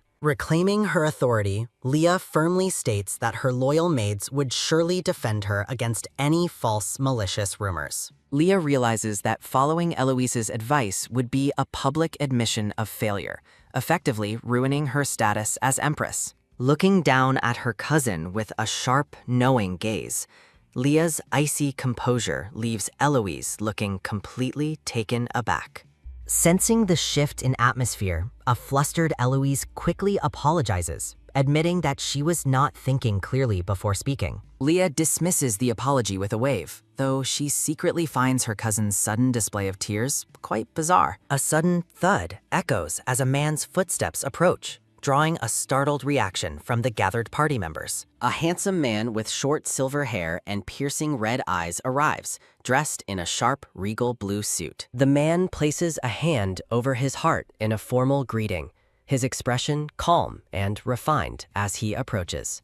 Leah identifies the newcomer as her uncle, Louis Appenzeller, noting how remarkably different he looks from her own father. In a comical chibi visualization, Leah fumes as Eloise's tears make the Empress look like the villain of the story. Leah maintains a serious expression, carefully evaluating the situation as the social pressure of the gathering continues to build. Louis speaks with a humble tone, asking for Leah's understanding despite the inappropriate nature of the conversation that just occurred. With a soft and gentle expression, Louis offers his apologies for adding to the burden of Leah's already troubled reputation. Leah sips her tea skeptically, questioning why a duke's brother would be so surprisingly gentle without having an ulterior motive. Offering a polite but dismissive smile, Leah tells her uncle to simply focus on his own business instead of hers. Louis remains silent, his red eyes fixed on the Empress as he processes her blunt and decisive rejection of his interference. Bidding her a final farewell, Louis prepares to leave the palace grounds as the sun continues to shine brightly overhead. From a distance, Leah watches the pair depart, her long white hair fluttering in the light afternoon breeze. As they walk away, Louis wears a subtle, gentle smile while Eloise clings to his arm with a troubled face. Leah stands tall in her blue dress, her expression unreadable as she contemplates the strange encounter with her visiting relatives. Turning her thoughts back to the Emperor, a chibi scion with panther ears appears in her imaginative mental landscape. Leah closes her eyes and takes a deep breath, steeling her resolve for the next part of her grand plan. Realizing the time, Leah thinks to herself that she is going to be late for her next important appointment. Giggling to herself, a chibi Leah wields a whip while wondering if she should go hunt her runaway Black Panther. A slide sounds as Cian walks through the dark palace halls, unaware that he is being closely followed by Leah. Startled by a sudden noise, Cian spins around and demands to know who is lurking in the shadows behind him. Leah emerges from the darkness with a menacingly bright smile, holding a golden key as she traps the Emperor. Cian frantically tries to escape through a third-floor window while Leah shouts, demanding to know why he keeps avoiding her. Trying to regain his dignity, Cian maintains a serious face and claims he has no idea what Leah is talking about. Leah points out his constant flight from the garden to the window, while Cian weakly excuses his actions on the heat. Cian walks away silently as Leah warns him about the cold autumn sunset. Grabbing his arm, Leah insists that Cian stay with her and asks if he has eaten dinner.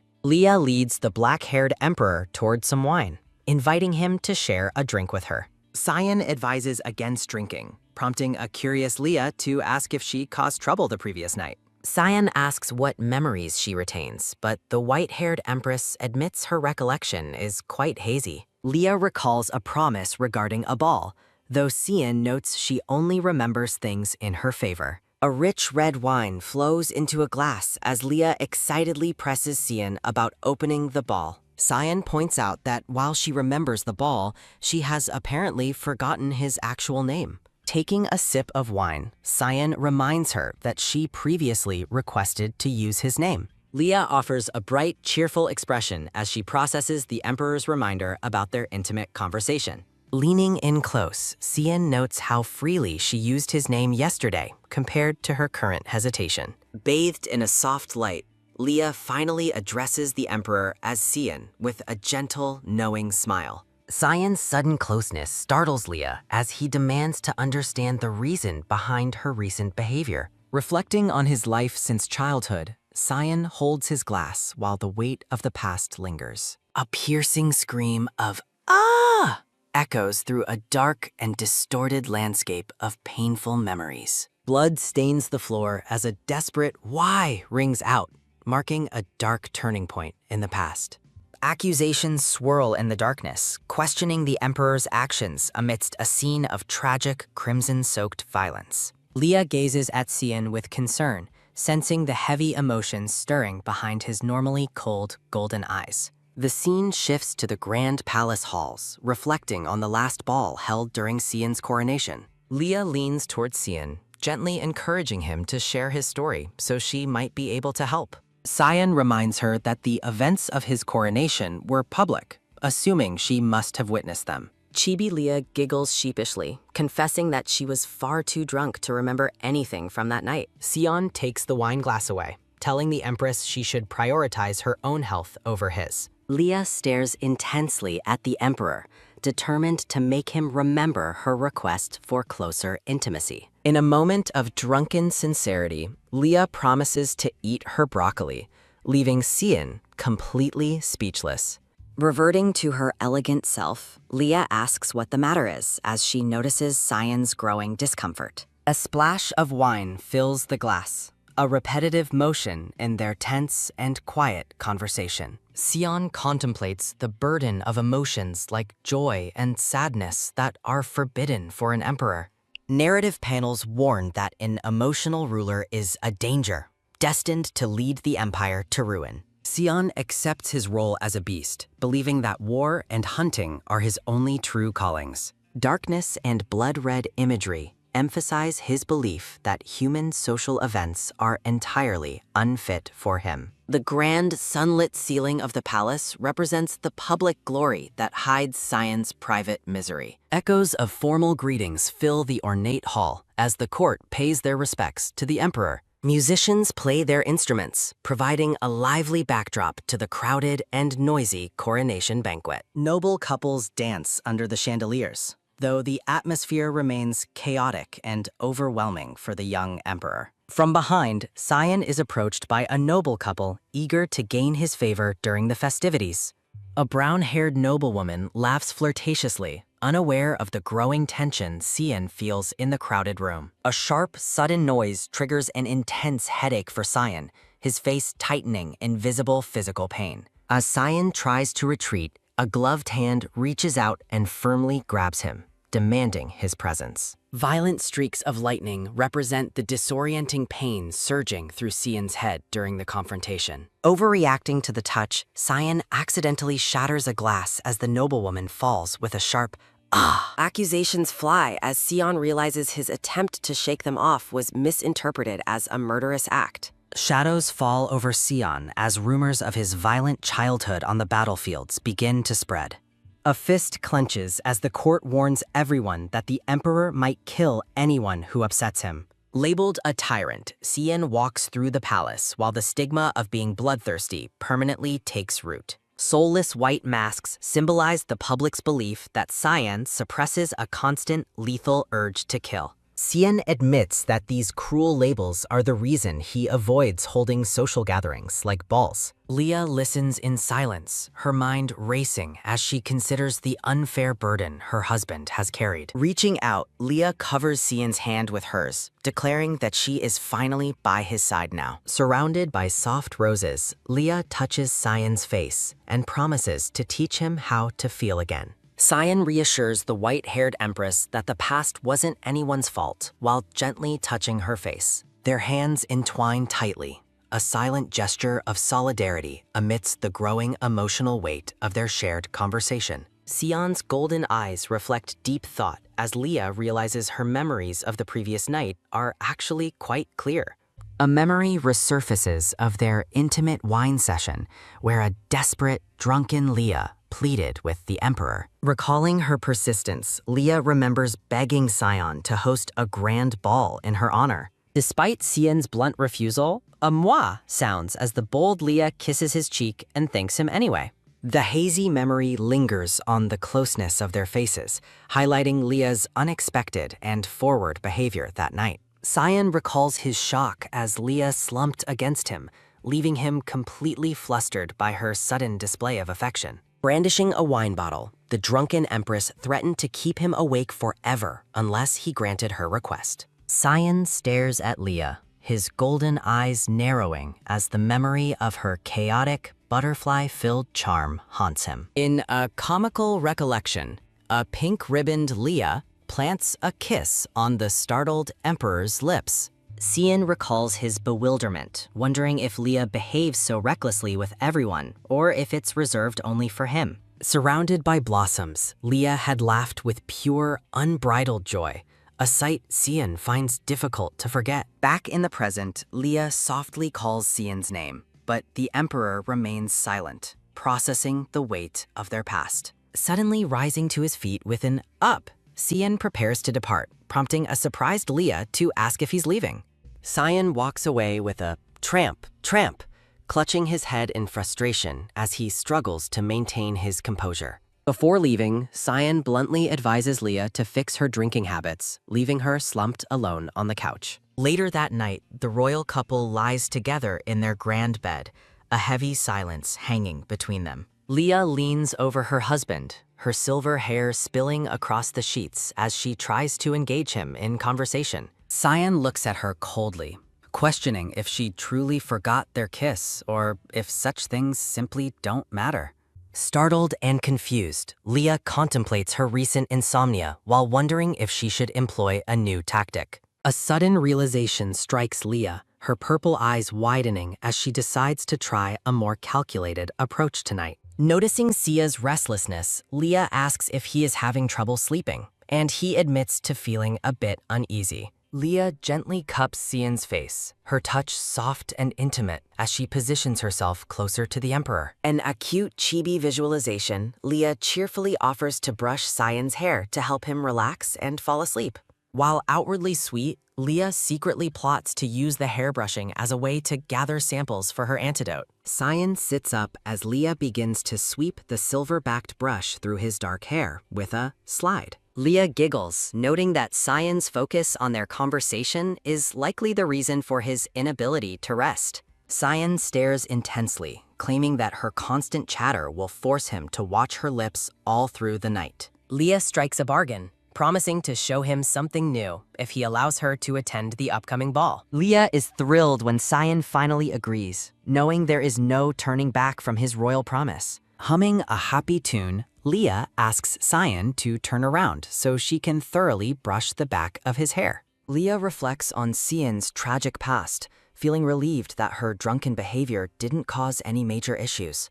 A devious, glowing Leah gloats over her success, finally having obtained the emperor's hair for her secret research. Thinking of Xian's hardships, a vision of the emperor standing before a burning landscape highlights his painful history. Leah continues her gentle task, explaining that she brought the new brush specifically with Xian in mind. Xian flinches as Leah's fingers graze his neck, her words emphasizing that this special care is only for him. Eager to fill the silence, Leah asks the emperor to share a story to pass the time while she brushes. Leah describes the nostalgic scent of winter, capturing the fleeting moment when autumn begins its chilly transition. Seated on the bed, Leah confesses that this transition is her favorite time of year as she brushes Xian's hair. 2 weeks later, a weary sigh escapes Leah as she collapses, exhausted by the intense banquet preparations. A blonde man presents Leah with a long guest list, praising her hard work and the impressive group attending. Thinking of Duke Cromwell, Leah notes that a diverse crowd will yield better antidote samples for her project. Leah, elegant in a yellow dress and high ponytail, is relieved that Duke Cromwell will not be present. Firmly hitting a scroll with a thud, Leah resolves to focus all her energy on creating her life-saving antidote. Leah turns to the blonde man, Lindo, demanding to know if everything she requested has been prepared. Reacting with a triumphant "great," Leah celebrates as Lindo confirms that her final preparations are complete. The palace is bathed in a golden glow as the banquet begins, celebrating the eternal glory of Bermuth. Noble guests gather in the grand hall, enjoying wine and conversation as the social event of the season unfolds. Leah and Sion make their entrance, the Empress beaming as she leans affectionately against the stoic, black-haired emperor. Guests bow low as Leah and Sion preside over the grand banquet, finally assuming their roles as the empire's center. Leah beams with joy, leaning affectionately against Sion as they project an image of perfect, sun-drenched royal harmony. Gossiping nobles wonder if the rumors of a tyrannical couple were nonsense, recalling the sheer terror of Sion's coronation. As a guest watches closely, the court begins to whisper that the royal pair looks like a smitten newlywed couple. Glowing with internal satisfaction, the silver-haired empress enjoys the success of her social debut and her secret schemes. Lauren and a blonde man stare in bewilderment as they observe the empress's unusual preoccupation with a hair comb. Leah laughs off her nerves, explaining that she brought a special comb to stay calm during their first banquet. The guests are intrigued, finding it fascinating that a simple hair accessory could possess such a unique, calming function. With a gentle slide, Leah demonstrates the comb on Lauren, beginning her covert mission to gather diverse essence samples. Lauren is struck speechless, her face lighting up with wonder at the incredible, soothing sensation the Empress's comb provides. Eager to experience the magic themselves, the gathered nobles ask where they might obtain such a remarkable grooming tool. A sudden clatter rings out as maids arrive, bearing trays laden with dozens of the Empress's specially designed combs. Leah graciously offers the combs to the guests, requesting their feedback so the artisan can refine the design further. A chorus of "ooh" fills the air as delighted guests begin testing the combs, completely unaware of Leah's hidden agenda. A technical visualization reveals the comb's secret.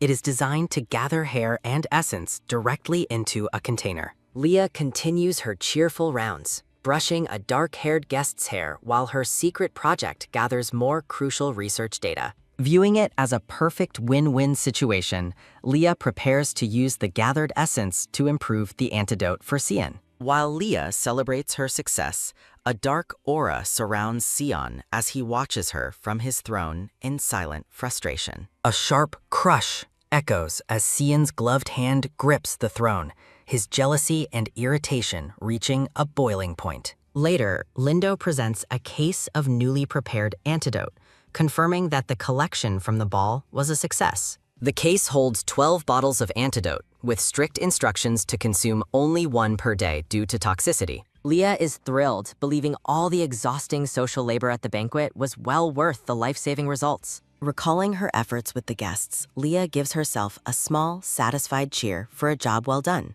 As time passes, Leah wonders why Sion is so late, noting the silence growing in her private chambers. A memory of Sion abruptly leaving the ball haunts her, making her wonder if something truly went wrong between them. With a loud bang, Leah burst into the room, urgently asking Lauren where the Emperor has disappeared tonight. Lauren nervously informs the Empress that Sion is out practicing his swordsmanship, even at this incredibly late hour. Sensing something is amiss, Leah decides she must go and find her husband before the night's tension escalates further. At the training grounds, a guard blocks Leah's path, stating that His Majesty has strictly forbidden anyone from entering. The guard clarifies the crushing order.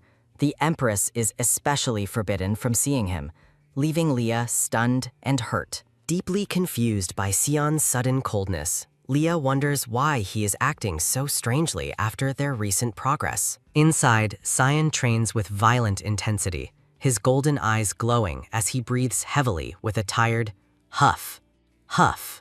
Sion's mind is plagued by the image of Leah cheerfully brushing the hair of every guest at the banquet. He feels a pang of betrayal, remembering Leah's promise that brushing hair was a special act reserved only for him. With a fierce slash, Sion destroys a training dummy, convinced that Leah's affection was nothing more than empty flattery. Standing amidst the debris of the training hall, the Emperor exhales a weary huff, his heart heavy with unspoken resentment. Darkness and heavy text emphasize the depth of Sion's confusion and the frustration boiling within his heart tonight. A final crush sounds as Sion grapples with his feelings, finding the complexity of his emotions toward Leah absolutely maddening. Leah stands alone in the cold night air, processing the shock of being barred from her husband's presence. Lauren approaches with concern, urging the Empress to return inside as the early morning breeze begins to grow chilly. Leah sighs, deciding to give up for the night and try speaking to Sion once his mood has calmed. Walking back to her room with a weary step, Leah resolves to drink the next dose of her antidote.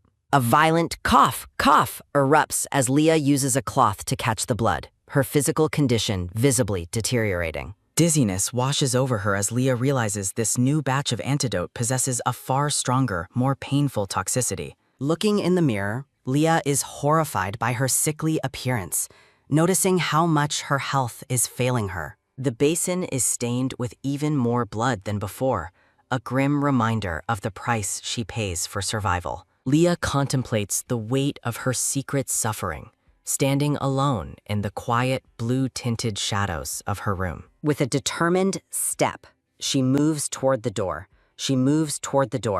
knowing she must endure because her time is running out. Counting the months, Leah fears that at this rate, she may have only 1 year left to live. Suddenly, a sharp click sounds as the doors fly open and Sion stands in the doorway, framed by light. Sion confronts Leah about her behavior at the ball, questioning why she brushed the hair of every guest present. Sion expresses deep hurt, wondering if her previous affection was merely a tactic to soothe his volatile emotions. Sion demands a clear explanation for her actions as Leah attempts to navigate his intense and unexpected confrontation. Sion questions his worth in Leah's eyes, fearing he is merely someone easily manipulated and ultimately unimportant. Leah struggles with sudden dizziness, her head spinning as the painful aftereffects of the antidote begin to resurface. Leah realizes that Sion's coldness stems from genuine jealousy,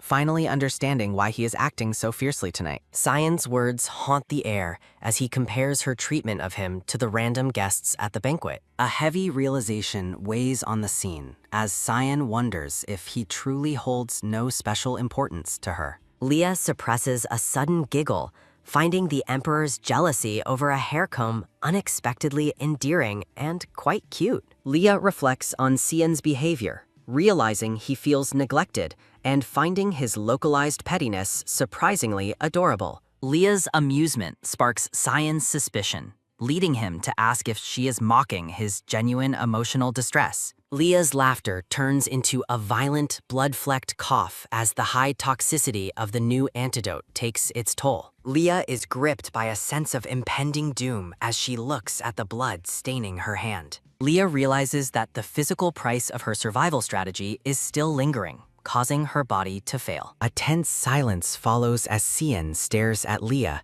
his expression unreadable behind a veil of dark hair. The chilling question arises: is the Empress truly living on borrowed time as her health visibly fails? Leah is paralyzed with shock, realizing Sion may have overheard her earlier mutterings about her limited remaining life. A shocked "what?" echoes through the room as the weight of Leah's secret finally impacts the Emperor's heart. In a dazed chibi state, Leah continues to cough blood, her secret completely exposed to her stunned husband. Sion reflects on her recent actions, connecting her sudden sweetness and organizational changes to her impending death. Sion demands to know if everything was done because her time was running out, his voice filled with desperation. The terrifying truth is spoken aloud as Sion asks if she truly has only 1 year left to live. Leah stands frozen, blood still visible at the corner of her mouth,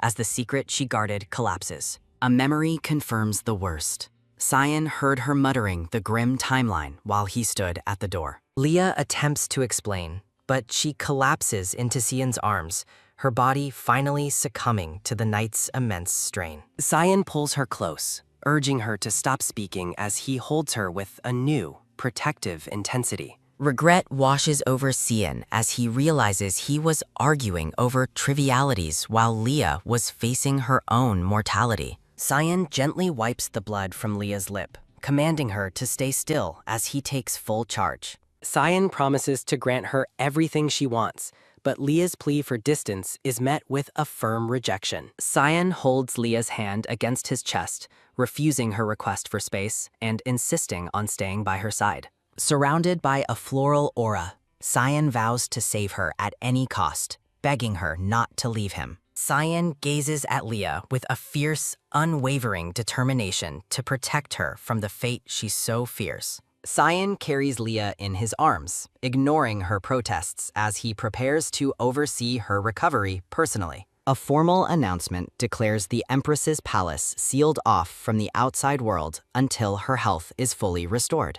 Leah is utterly bewildered by the sudden lockdown, her eyes wide with shock at Cian's extreme protective reaction. Leah is forced into a bath, protesting that she is fine as water splashes around her small, tired frame. Maids watch in silence as Leah sits in the grand tub, processing the Emperor's sudden and absolute medical decree. Later that night, Leah rests in bed, her face pale as Cian remains a stoic, watchful presence beside her. Leah questions the sudden sealing of her palace, but Cian remains resolute in his decision to keep her isolated. Cian threatens to keep Leah locked in her bedroom forever if she continues to protest, shocking her into silence. Leah softly asks Cian to close his eyes, hoping to coax the exhausted Emperor into much-needed sleep. Cian retorts that Leah should sleep first, though her inner thoughts find his stern face incredibly loving. Leah's eyes grow heavy as she struggles to remain awake, her primary focus still being Cian's well-being. Dizziness blurs Leah's vision as she plans to play ASMR for Cian, her strength finally failing for the night. Cian tells Leah to stop being stubborn, promising that his previous anger is over as he watches her sleep. Leah drifts into unconsciousness, thinking that Cian's voice has never sounded so sweet as it does in this moment. Morning light fills the chamber as an announcement sounds. The Empress has finally opened her eyes. Doctors lean over the Empress, their expressions a blur of professional urgency as they assess her waking condition. Leah wakes to a room filled with daunting medical devices, her horror growing as she surveys the scene. Leah sits up in shock as the doctors explain they are forbidden from leaving until she is completely cured. Two doctors in white coats exchange looks of concern, noting how difficult it is for the patient to notice early symptoms. A doctor with glasses examines Leah closely, while she looks absolutely overwhelmed by the sudden and intense medical attention. Leah screams internally, insisting she is not in any pain and wondering what on earth is happening to her. A view of golden autumn leaves transitions the scene, marking the passing of 2 full weeks since her confinement began. Resting in bed, Leah complains to Lauren that her body will soon be permanently fused to the mattress from inactivity. Shrugging his shoulders, Lauren tells the Empress to simply view this period as a way of taking care of her health. Leah recalls how her maids and guards wouldn't even let her walk, insisting on carrying her everywhere like a child. Leah lists all the luxury items and rare medicines Cian has provided, admitting she has absolutely nothing left to want. Frustrated, Leah asks Lauren why she is being treated like an invalid despite her constant claims of being perfectly healthy. Leah wonders if Cian's overprotective behavior stems from the trauma of seeing her cough up blood right in front of him. Covering her face, Leah reflects on how exhausting it is to be treated like a seriously ill patient every day. A vision of fire and war suggests Cian's long military history might have made him particularly sensitive to the sight of blood. Lauren urges Leah to drink her medicine so she will be in the best possible condition to take her antidote. Doctors arrive at the door for yet another examination, causing Leah to groan as it is the 5th time today. Lauren encourages her to enjoy herself and leaves, prompting a loud crash as Leah throws her pillow in frustration. Doctors crowd the bedside in a panic, asking Leah if she is out of breath after she took only 1 step. Night falls as Leah looks toward Cian, softly calling his name while he remains a stoic, watchful presence in her room. Leah asks Cyan why he stays up all night watching her sleep, wondering why he refuses to make even a sound. Cyan remains firm, stating he will not sleep until a diagnosis is found, and he is sure she has fully recovered. While Cyan wonders why the illness remains a mystery, Leah thinks to herself that there is actually no illness at all. Cyan pulls Leah into a close embrace, expressing his deep fear of what might happen to her if he looks away. Caught off guard by his sudden vulnerability, Leah blushes deeply as the Emperor holds her with a protective, desperate intensity. Leah warns Cyan that he will get a headache from lack of sleep, but he stubbornly insists he is sleeping fine. Knowing he is lying, Leah feels a pang of affection when Cyan admits he simply cannot sleep without her nearby. Cyan pulls Leah close against him under the covers, the atmosphere softening as they prepare to finally rest together tonight. Leah is stunned into silence as Cyan commands her to sleep, leaving her blinking in the quiet blue-tinted shadows. Leah struggles to find a comfortable position, feeling awkward and flustered while being pinned so closely against her husband's chest. Leah notes how hot Cyan's hand feels on her and wonders why the blanket feels so thin during this close encounter. The couple lies in absolute silence under the heavy duvet, the weight of their unspoken feelings filling the dark room. Leah peeks out from the covers and whispers a question to see if Cyan has finally drifted off to sleep. Gazing at Cyan's closed eyes, Leah wonders if he has really managed to fall asleep lately without her usual ASMR. Resigning herself to the situation, Leah decides to sleep too, accepting her long confinement with a quiet, tired sigh.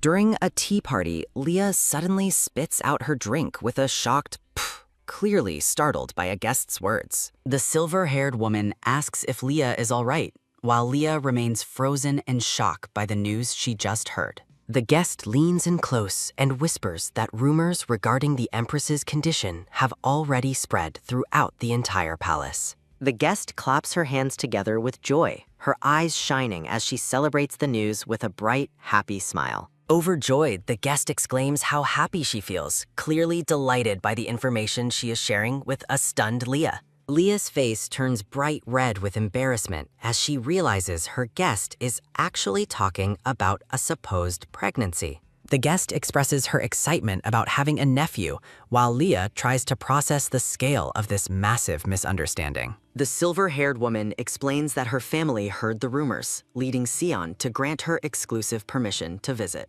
Leah groans in despair, realizing Cyan went along with the pregnancy lie to hide her supposedly limited time left. She fears her father's reaction if he learns the truth, worrying that it might trigger his unpredictable and dangerous magic. Leah realizes Cyan is using the pregnancy lie as a shield to keep her father's cautious and tense approach at bay. Leah concludes she must play along with the pregnancy rumor for now, as it serves as a very necessary shield. Leah smiles awkwardly at her guest, attempting to maintain the facade despite the absolute absurdity of the situation. The guest happily mentions that a baby's gender can only be confirmed later, continuing to dwell on the fake pregnancy. The silver-haired woman asks if she may sing a celebratory lullaby for Leah to mark this happy and momentous occasion.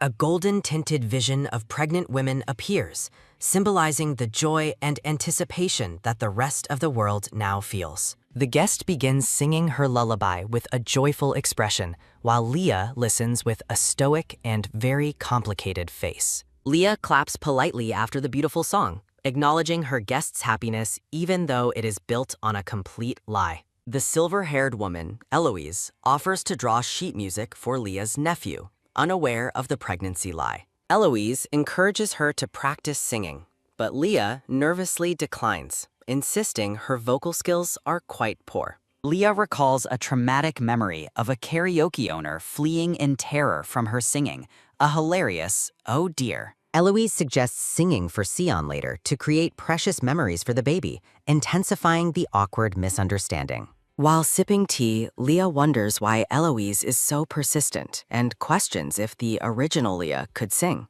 Leah searches her memories but finds no record of singing, despite recalling all of her other habits. Leah finally asks Eloise why she is so determined to make her sing for the non-existent child. Eloise is overcome with emotion, her eyes tearing up at the thought of a mother's sentimental lullaby. Leah promises to practice later, privately lamenting her lack of magical abilities to turn a cake into a baby. Eloise compliments Leah's neat dress and asks about her tailor as they continue their tea party. Eloise laughs happily while discussing the dress, maintaining the cheerful, light-hearted atmosphere of their gathering. Noting the time has passed quickly, Eloise takes her leave, while Leah remains processing the strange encounter. A silver-haired priest named Savitz arrives at the palace to perform a holy blessing on the Empress. Bowing respectfully, Savitz requests that everyone step aside so he can conduct the purification ceremony in private. Leah politely greets the priest while silently dreading how deep the pregnancy misunderstanding has grown. Savitz channels a powerful golden aura for the blessing, leaving Leah wide-eyed and stunned by the divine light. Suddenly, Savitz gasps and clutches his chest as the ritual is interrupted by an unexpected reaction.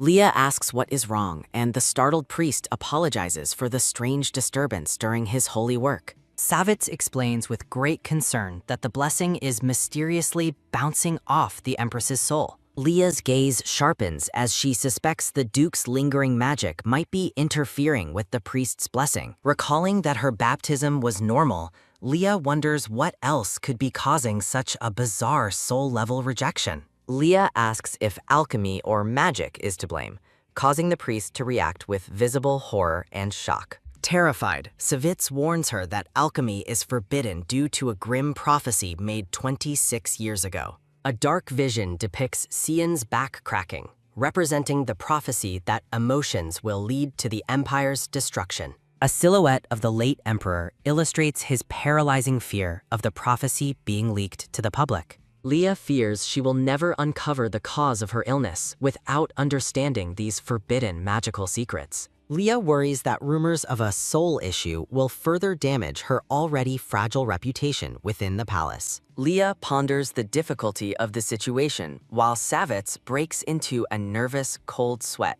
Savitz imagines a cold, sword-wielding Sion, fearing the emperor's wrath if the blessing is deemed a failure. Trembling with fear, the priest recalls how alchemists were executed and their books burned to silence the prophecy. Savitz reveals that a single book on alchemy theory remains hidden by luck within the Imperial Library. Leah suggests reading it to find answers, but the priest is horrified by the prospect of a spiked mace dripping with blood symbolizes the brutal. A blood-splattered book illustrates the violent history and high cost of Leah tells the priest it is better to keep their secret than to face the emperor's legendary anger. Desperate to succeed, Savitz clasps his hands and vows to try even harder to deliver the holy blessing. Leah remains skeptical, doubting any further attempts will work after the emperor's chance has already failed. Leah's hand brushes against the lullaby sheet music, sparking a sudden, risky plan to handle the priest. She decides to sing the lullaby for Savitz, hoping to put him to sleep so she can sneak away.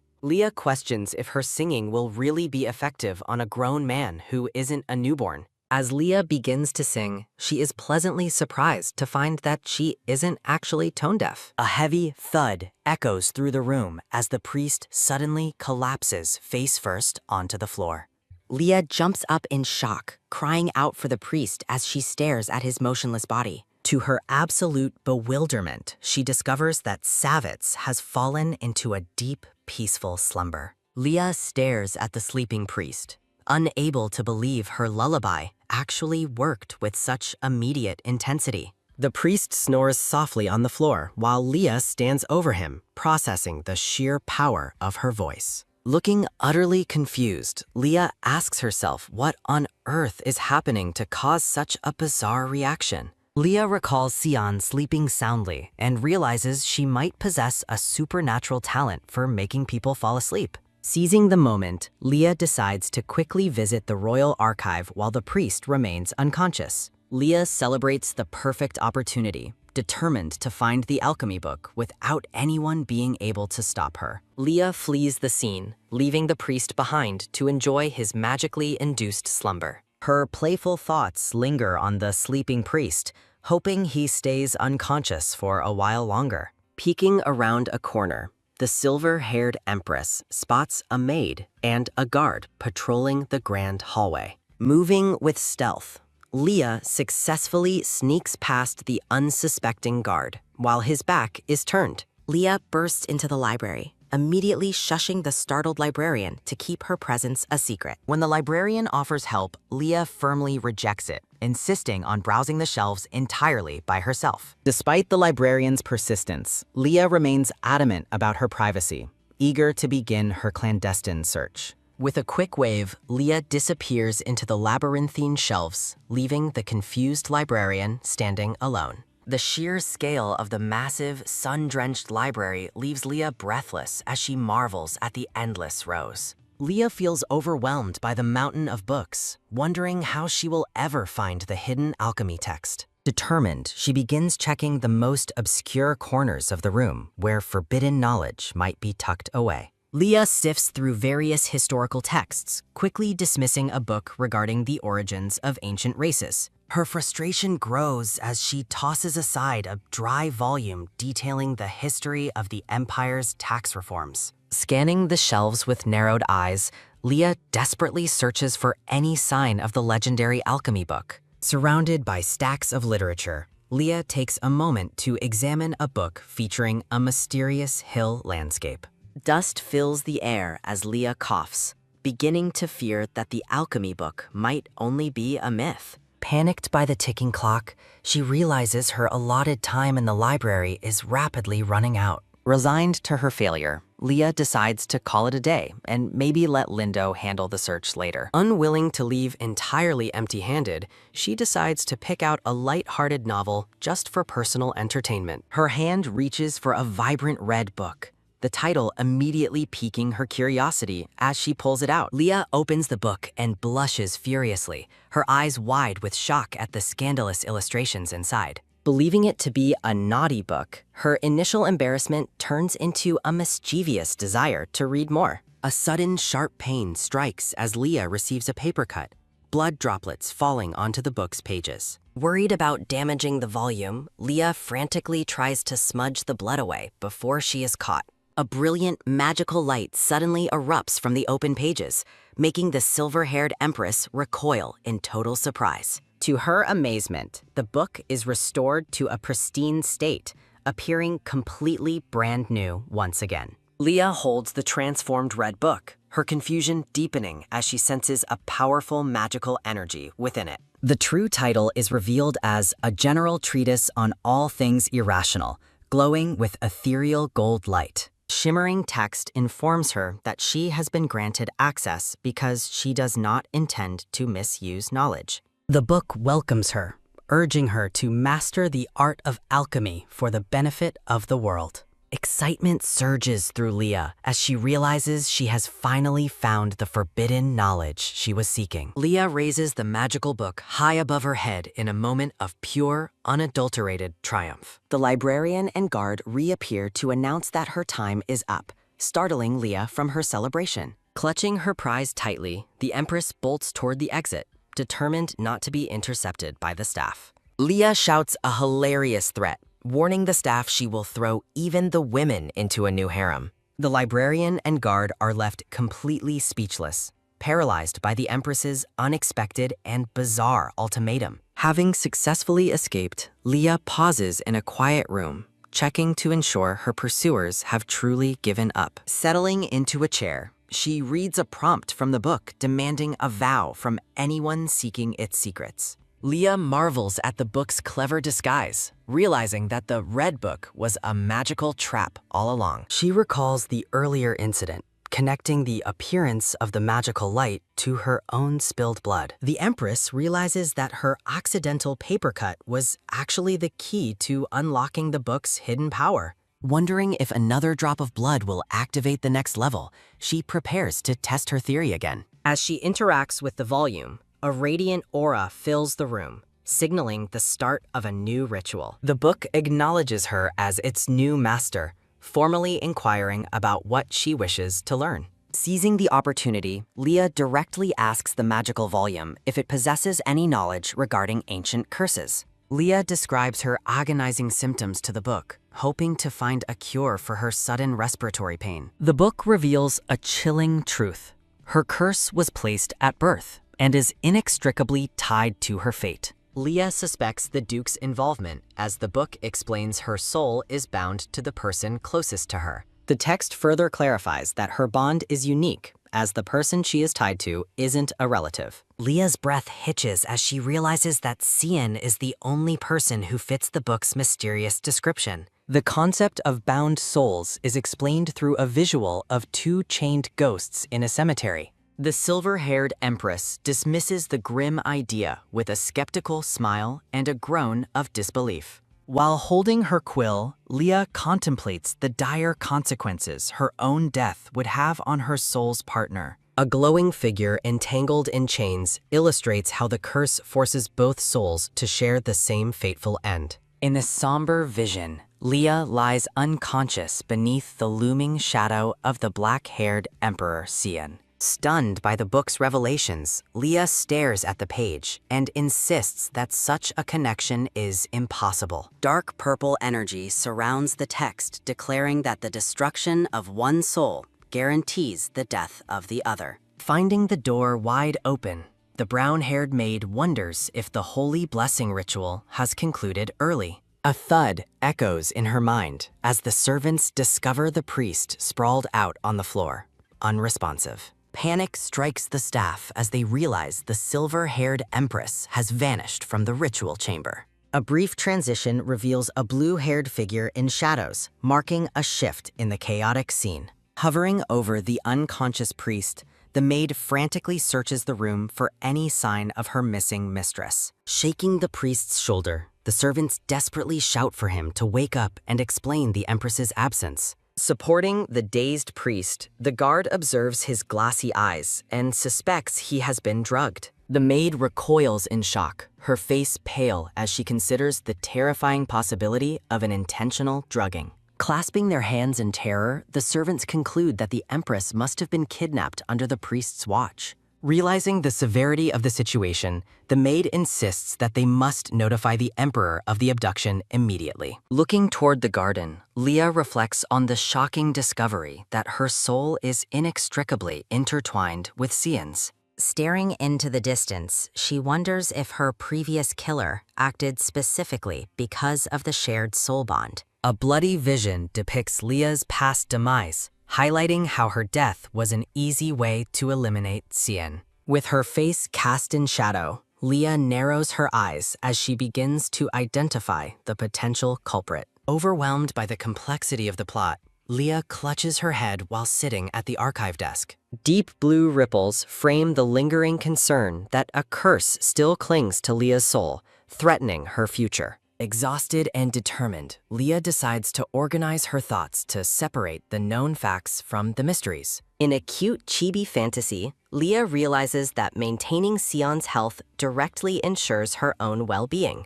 Frustration bubbles over as Leah realizes she might have to endure Cian's stifling overprotectiveness for her own survival. Leah shakes off her annoyance, resolving to set aside her personal gripes and focus on the immediate problem. The magical text appears to fade, leaving the book pages looking worn and blank once again. Leah pricks her finger with a thorny green stem, watching a drop of blood fall to replenish the book's power. Writing with her quill, Leah asks the volume why the soul curse manifests as physical respiratory pain. The book's text confirms the curse is permanent unless a soul is destroyed, which would be fatal for both. Leah sighs at the repetitive answers, deciding she must instead ask the book how to merge the souls. Scratch, scratch goes the quill as blood drips from her finger, echoing through the silent, dusty archive room. A brilliant white silhouette is overshadowed by a glowing indigo infinity symbol pulsing with magical energy.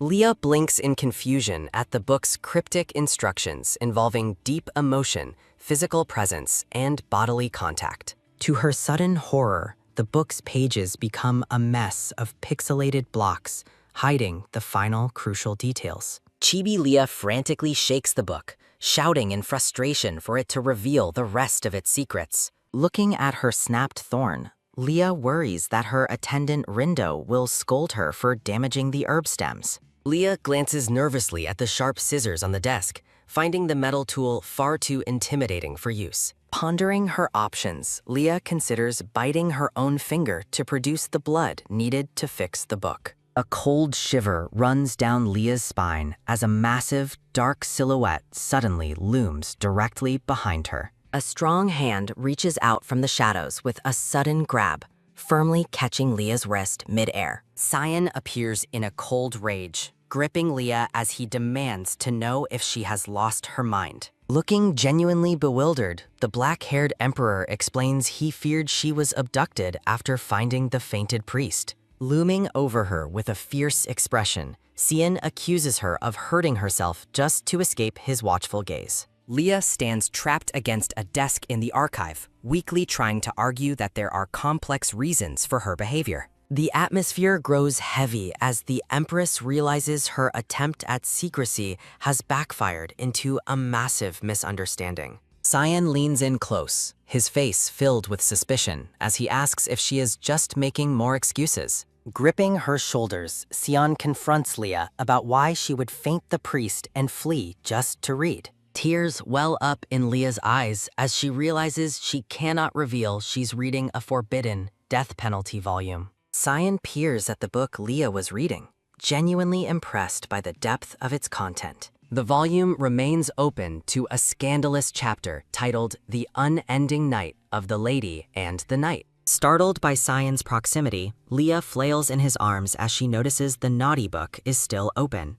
Cyan offers to procure anything her heart desires, but a mortified Leah frantically denies having such scandalous interests. Sweat beads on Leah's brow as she insists the book was a complete mistake she never intended to read. Cyan watches her closely, questioning if her visible distress is actually a sign of lingering anger toward him. The black-haired emperor remains somber, his steady gaze searching Leah's face for the truth behind her erratic behavior. Leah blinks in confusion, her wide purple eyes reflecting her total bafflement at the emperor's sudden change in tone. Clutching his vest, Leah asks if he is worried for her and offers to share his burdens instead. A faint smear of blood marks Leah's delicate finger as she grips the fine fabric of Cyan's uniform. Leah holds up her pricked finger, the small injury a testament to her secret interactions with the magical volume. A mental prompt suggests that Cyan should express his concern with more kindness and less abrasive authority.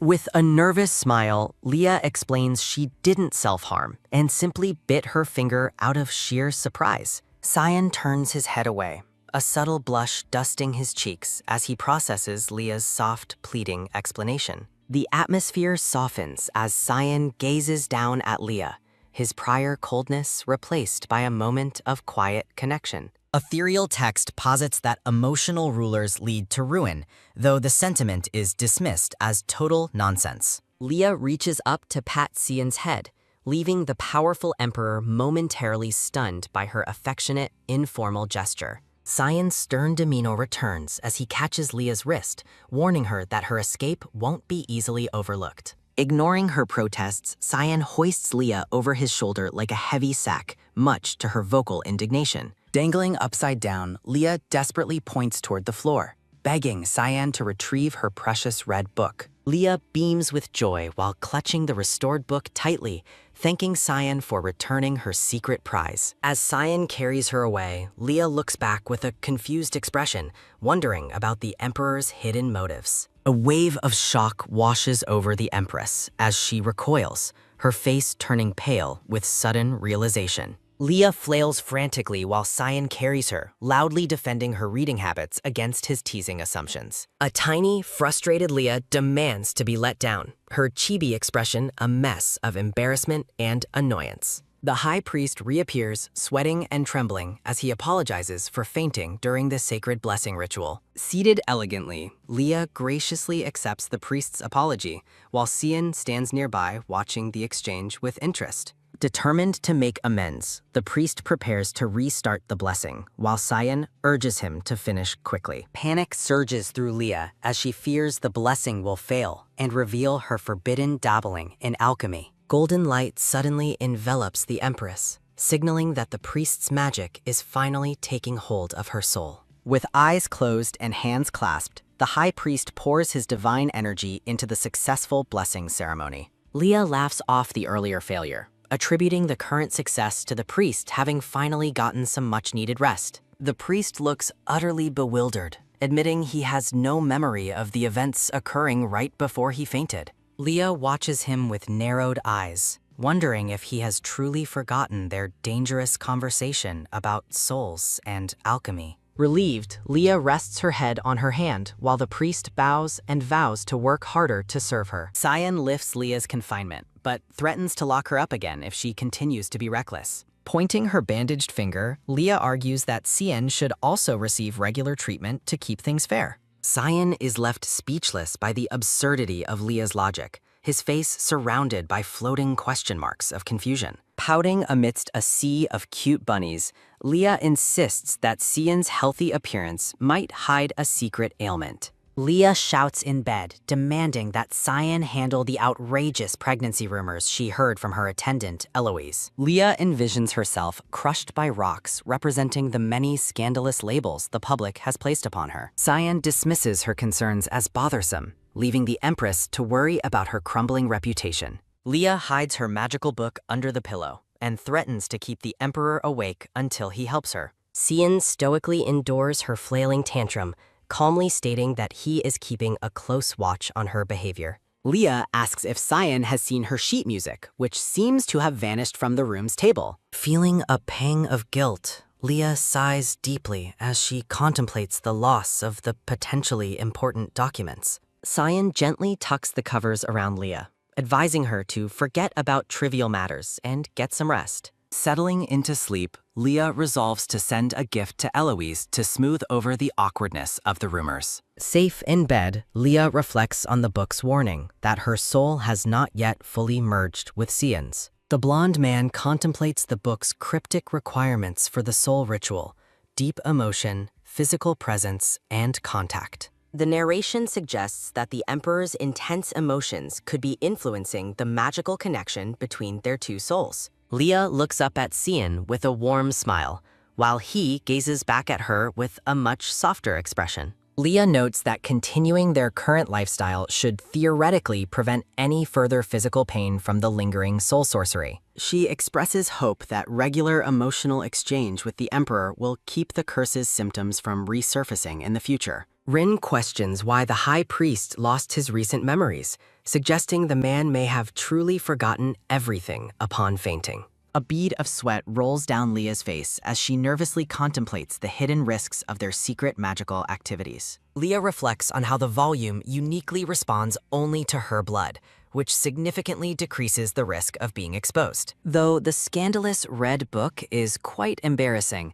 Leah is relieved it serves as a perfect cover for her alchemy. A small, puzzled chibi Leah wonders if a crucial detail has slipped her mind amidst the recent flurry of chaos. Dark silhouettes plot in the shadows, confident their secrets are safe as no one has died from their prior actions. A rich crimson liquid fills a glass as the conspirators worry about being punished if their lack of progress continues. The mysterious figure warns that if the Empress fails, the Emperor's true, violent nature will eventually result in inevitable bloodshed. The scenery shifts to a vibrant field filled with grand tents, marking the arrival of a festive and high-stakes occasion. Leah appears radiant and excited, her purple eyes sparkling with genuine joy as she takes in the lively outdoor atmosphere. Banners flutter over the camp as the long-awaited hunting competition officially begins under the warmth of the bright morning sun. Leah clings to the Emperor's uniform,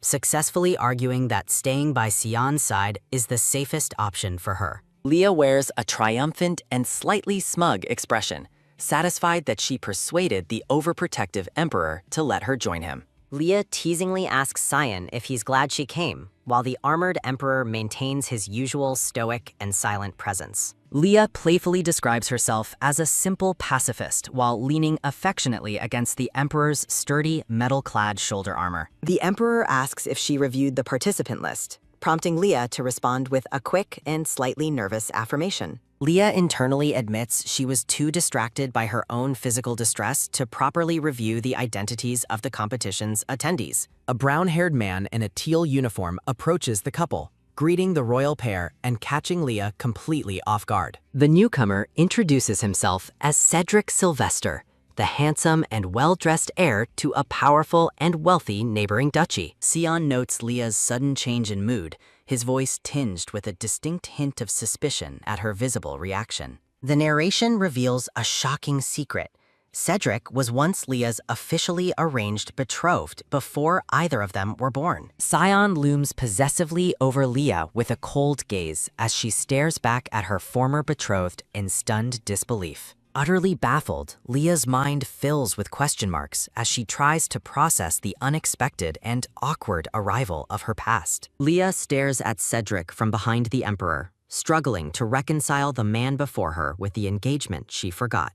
A sudden spark of memory flashes through Leah's mind as she finally recalls the complicated history between their two families. The reality of the pre-birth engagement settles in, explaining the deep and long-standing political connection between their noble houses. Cedric stands poised as the noble heir, his background defined by the immense wealth and maritime prestige of his family. Historical shadows reveal how Leah's father once sought to merge their families through a very lucrative and strategic trade alliance. The planned marriage alliance collapsed when both noble families produced children of the same gender, forcing a change in plans. Leah muses that modern fetal technology could have easily prevented such a complicated and socially awkward situation many years ago. Childhood memories resurface of the two playing together, marked by typical youthful bickering over their supposed future roles as partners. Putting on a polite and cheerful front, Leah greets her old childhood friend with a welcoming and friendly public demeanor. Cedric offers a respectful bow with his hand over his heart, expressing his hope that Leah has been doing well. The Emperor interjects with a sharp and defensive tone, asserting that he is perfectly capable of taking care of her. Tense laughter fills the air as the two powerful men exchange pleasantries ahead of their impending formal political negotiations. Sion questions Cedric's physical stamina, subtly mocking the Duke's ability to handle both the competition and his future leadership duties. Cedric maintains a calm, unfazed smile, despite the Emperor's clear and public attempt to provoke him in front of Leah. Sion possessively pulls Leah closer to his side, using her personal care as an excuse to dismiss further talk with Cedric. Leah is left flustered and confused as the Emperor abruptly ends the encounter and leads her away from her friend. As they walk away, Leah questions the Emperor's odd behavior, though he remains dismissive of her mounting and visible confusion. Now mounted on horseback, Leah asks if Sion dislikes Cedric, but the Emperor coolly denies having any personal grudge. Leah continues to press for the truth, wondering why the Emperor was so eager to terminate their conversation with the Duke. Sion's gaze turns icy as he asks Leah if she is disappointed at being separated from her former pre-birth betrothed. Leah clarifies that the childhood engagement was nullified long ago, appearing startled by the Emperor's increasingly jealous line of questioning. The Emperor continues his sarcastic interrogation, while Leah insists their past visits were strictly innocent and occurred during their youth. Frustrated, Leah argues their families were simply close, but Sion remains unconvinced by her casual use of Cedric's given name. Leah clings tightly to the Emperor's broad back as he maintains a silent, stoic vigil over the preparations. Sion gazes downward with a heavy, unreadable expression until a sudden, low horn sounds, pwoo, snapping Leah's attention forward. Leah sits atop her white horse with a bright, eager smile, urging Sion to move quickly now that the competition is starting. Sion adjusts his bow and arrow quiver as Leah continues to cheer him on, his expression remaining coolly focused. Entering a sun-drenched clearing, Leah looks around in wonder as the Emperor rides alongside her through the lush forest. Leah pouts and complains of back pain while riding, prompting a stern reminder from Sion that she should have stayed home. Sion turns to give a sharp command to the accompanying knights, who respond with immediate and disciplined acknowledgement. Settling into a chair to rest, Leah waves Cyan off and encourages him to focus on the competition without her. Leah relaxes in the dappled sunlight, finding herself alone with the teal-uniformed guards as she recovers from her earlier discomfort. Leah gazes into the distance with a soft, thoughtful expression, wondering if the Emperor is performing well in the hunt. A guard politely offers to catch a rabbit to keep the Empress company, and Leah asks if he can do so unharmed. Leah reflects happily on her improved reputation, noting how easily the palace staff now interact with her without their former fear. The guard suggests finding an even more interesting animal for her, his voice accompanied by a sudden, sharp poo sound from the woods. Startled by the signal horn, Leah jumps to her feet and wonders if Cyan has already claimed a top-tier prize. The peaceful forest atmosphere shifts as a heavy, rhythmic thrumming sound, thump, thump, thump, echoes through the dense greenery. A massive, shadowy beast suddenly bursts through the foliage, leaving Leah and her guard frozen in a state of absolute terror. A monstrous black bull with glowing, blood-red eyes and razor-sharp fangs snarls at the small group, exhaling thick plumes of steam. The royal guards immediately draw their swords and position themselves in front of Leah, shouting for her to step back for safety. The beast charges with terrifying speed, a loud clang sounding as it effortlessly knocks a guard's sword into the air. The monster slams a knight into a tree, while the remaining guard orders a flare to be fired to signal an emergency. A bright yellow signal flare explodes in the sky above the treetops, announcing the dire situation to the entire hunting grounds. Trembling with fear, Leah listens as the guard explains that the creature is a chimera, a forbidden combat weapon from a decade ago. The dark beast looms over the survivors, its eyes burning with a primal, predatory hunger as it prepares for a final strike. Leah cowers as the chimera lunges directly at her, its massive form filling her vision as she prepares for the end. A spear suddenly pierces the monster's hide as Leah screams Cyan's name, signaling the Emperor's timely and violent arrival. Cyan stands over the defeated beast with a blood-stained spear, his own arm wounded as he glares with intense, dark focus. Leah stares at her husband in stunned silence, her purple eyes wide with a mixture of immense relief and lingering shock. Leah reaches out to check on the Emperor, but Cedric rushes forward to warn her that the area is still dangerous. Cedric steps between them with an urgent warning, claiming that Cyan has completely lost his senses in a blind, battle-fueled rage. Pointing his sword toward the Emperor, Cedric explains that Cyan turned and attacked him the moment the chimera was dealt with. Leah struggles to process the accusation as Cyan stands nearby, his face partially obscured by a terrifyingly dark and murderous aura. Cyan's eyes turn a flat, cold red as he radiates an overwhelming bloodlust, his focus entirely on the man before him. Fear ripples through Leah as she calls out to Cyan, who seems completely consumed by a dark, swirling energy. Cedric explains that the sight of blood has likely reawakened Cyan's dormant, ruthless battlefield instincts from his past as a warrior. The narration emphasizes that these instincts compel the Emperor to mercilessly cut down anyone he perceives as an enemy on the field. Leah finds the explanation hard to believe, her mind racing to understand why Cyan's behavior has changed so drastically. She recalls that Cyan remained perfectly calm during a previous incident with blood, making this sudden berserker state feel suspiciously unnatural. Leah senses a strange, lingering presence in the air as red butterflies flutter around her, signaling that something is deeply wrong. Leah blocks Cedric's path and insists that she will handle Cyan herself, refusing to let the situation escalate into more violence. Cedric maintains that his duty to protect Leah remains valid due to their long-standing, politically significant noble engagement. A subtle, calculating smile crosses Cedric's face as he looks down at the determined Empress, his intentions remaining hidden. Cedric mentions that Leah's attendant, Eloise, is getting married soon, using the news to distract the flustered and confused Empress. Utterly baffled, Leah wonders why Cedric is bringing up domestic wedding gossip in the middle of a life-threatening monster attack. An arrow suddenly whistles through the air, grazing Leah's cheek with a sharp psh sound as she cries out in pain. Leah touches her bleeding cheek, noting a strange, numbing scent clinging to the arrow that nearly took her life. Her eyes widen in a sudden flash of insight as the pieces of a dangerous alchemical puzzle begin to fall into place. Leah identifies the distinct numbing fragrance as algeramine, a specific type of poison she recognizes from her forbidden studies. She reflects that while the poison is mild, it is incredibly difficult to detect and can be fatal without immediate treatment. Coughing from the effects, Leah wonders who would dare use a poisoned arrow during such a high-profile royal hunting competition. Blood drips from Leah's mouth as a loud clang sounds.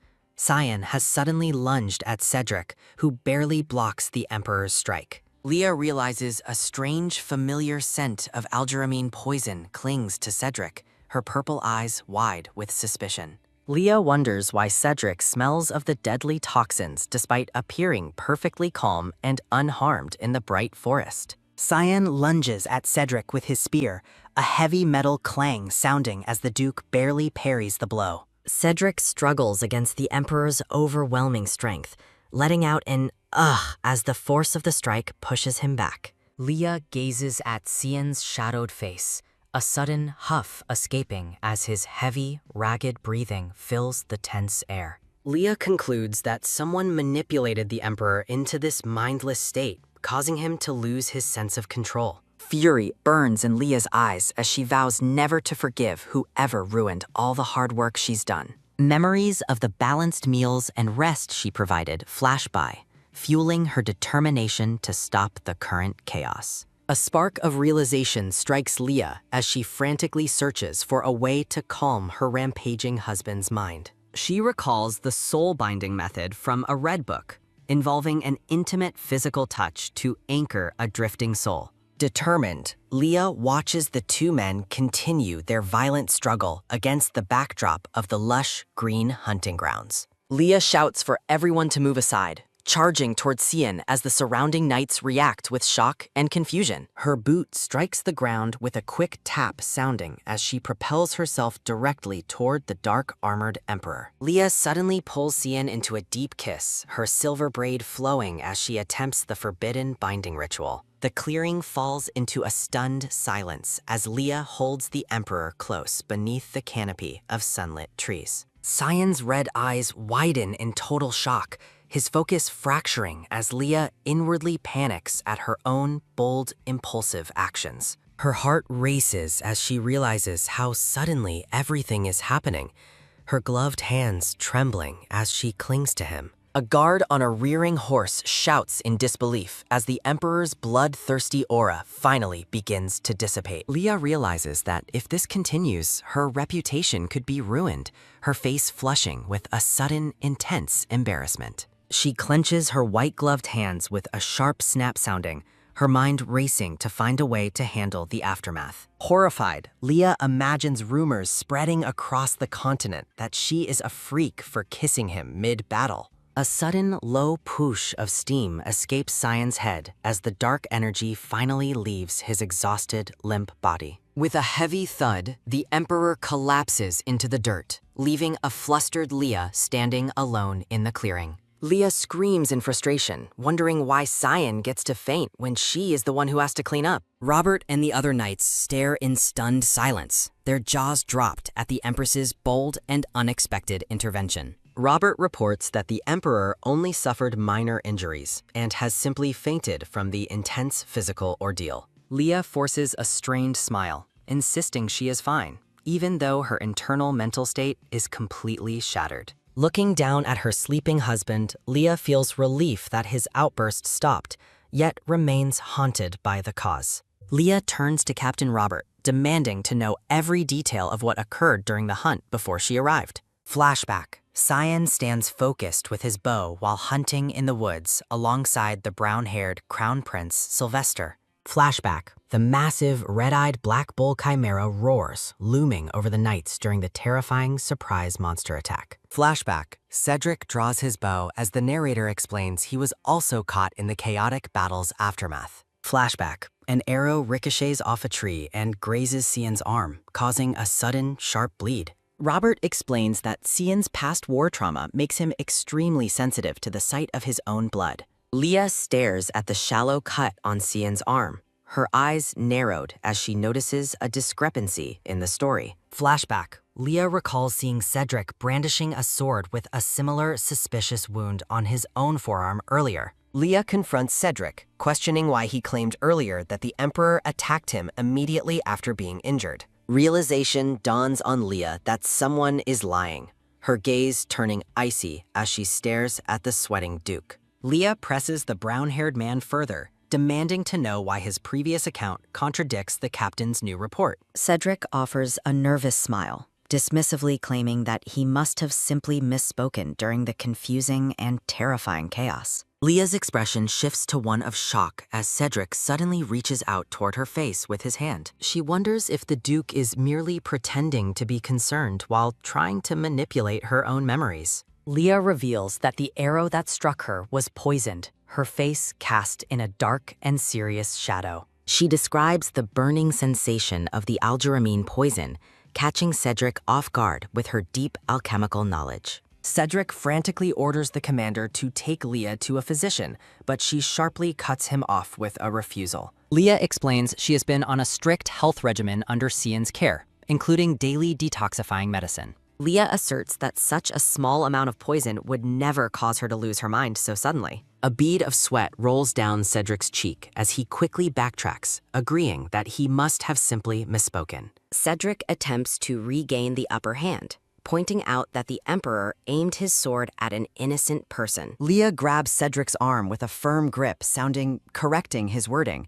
He isn't an innocent person. He is a suspect. Leah glares at her gloved hand, coldly asking if she should simply label him the culprit. Cedric groans in pain as Leah looms over him, her mind racing with the weight of her discovery. Under the forest light, a crowd of knights watches as Leah holds Cian close during the tense aftermath. Leah points an accusing finger at Cedric, ordering his immediate arrest after confirming poison lingers on his gloves. A knight pins Cedric to the ground with a firm thud, sounding as the Duke lets out a pained "ugh."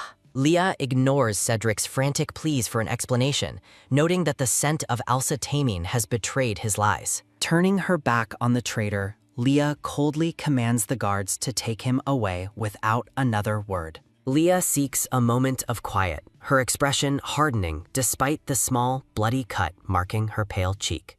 A close-up reveals blood trickling from the wound on Leah's face as the reality of the danger sinks in. Leah realizes Cedric had accomplices, deducing the poisoned arrow was part of a larger, coordinated plot to frame Cian. A flashback shows the rampaging chimera, which Leah concludes was used to trigger Cian's battlefield trauma and chaos. She recalls the arrow grazing Cian's arm, a deliberate move intended to drive the Emperor into a berserker rage. Leah reflects on Cedric's lies, realizing he tried to isolate her by making her fear her own husband. The plot becomes clear.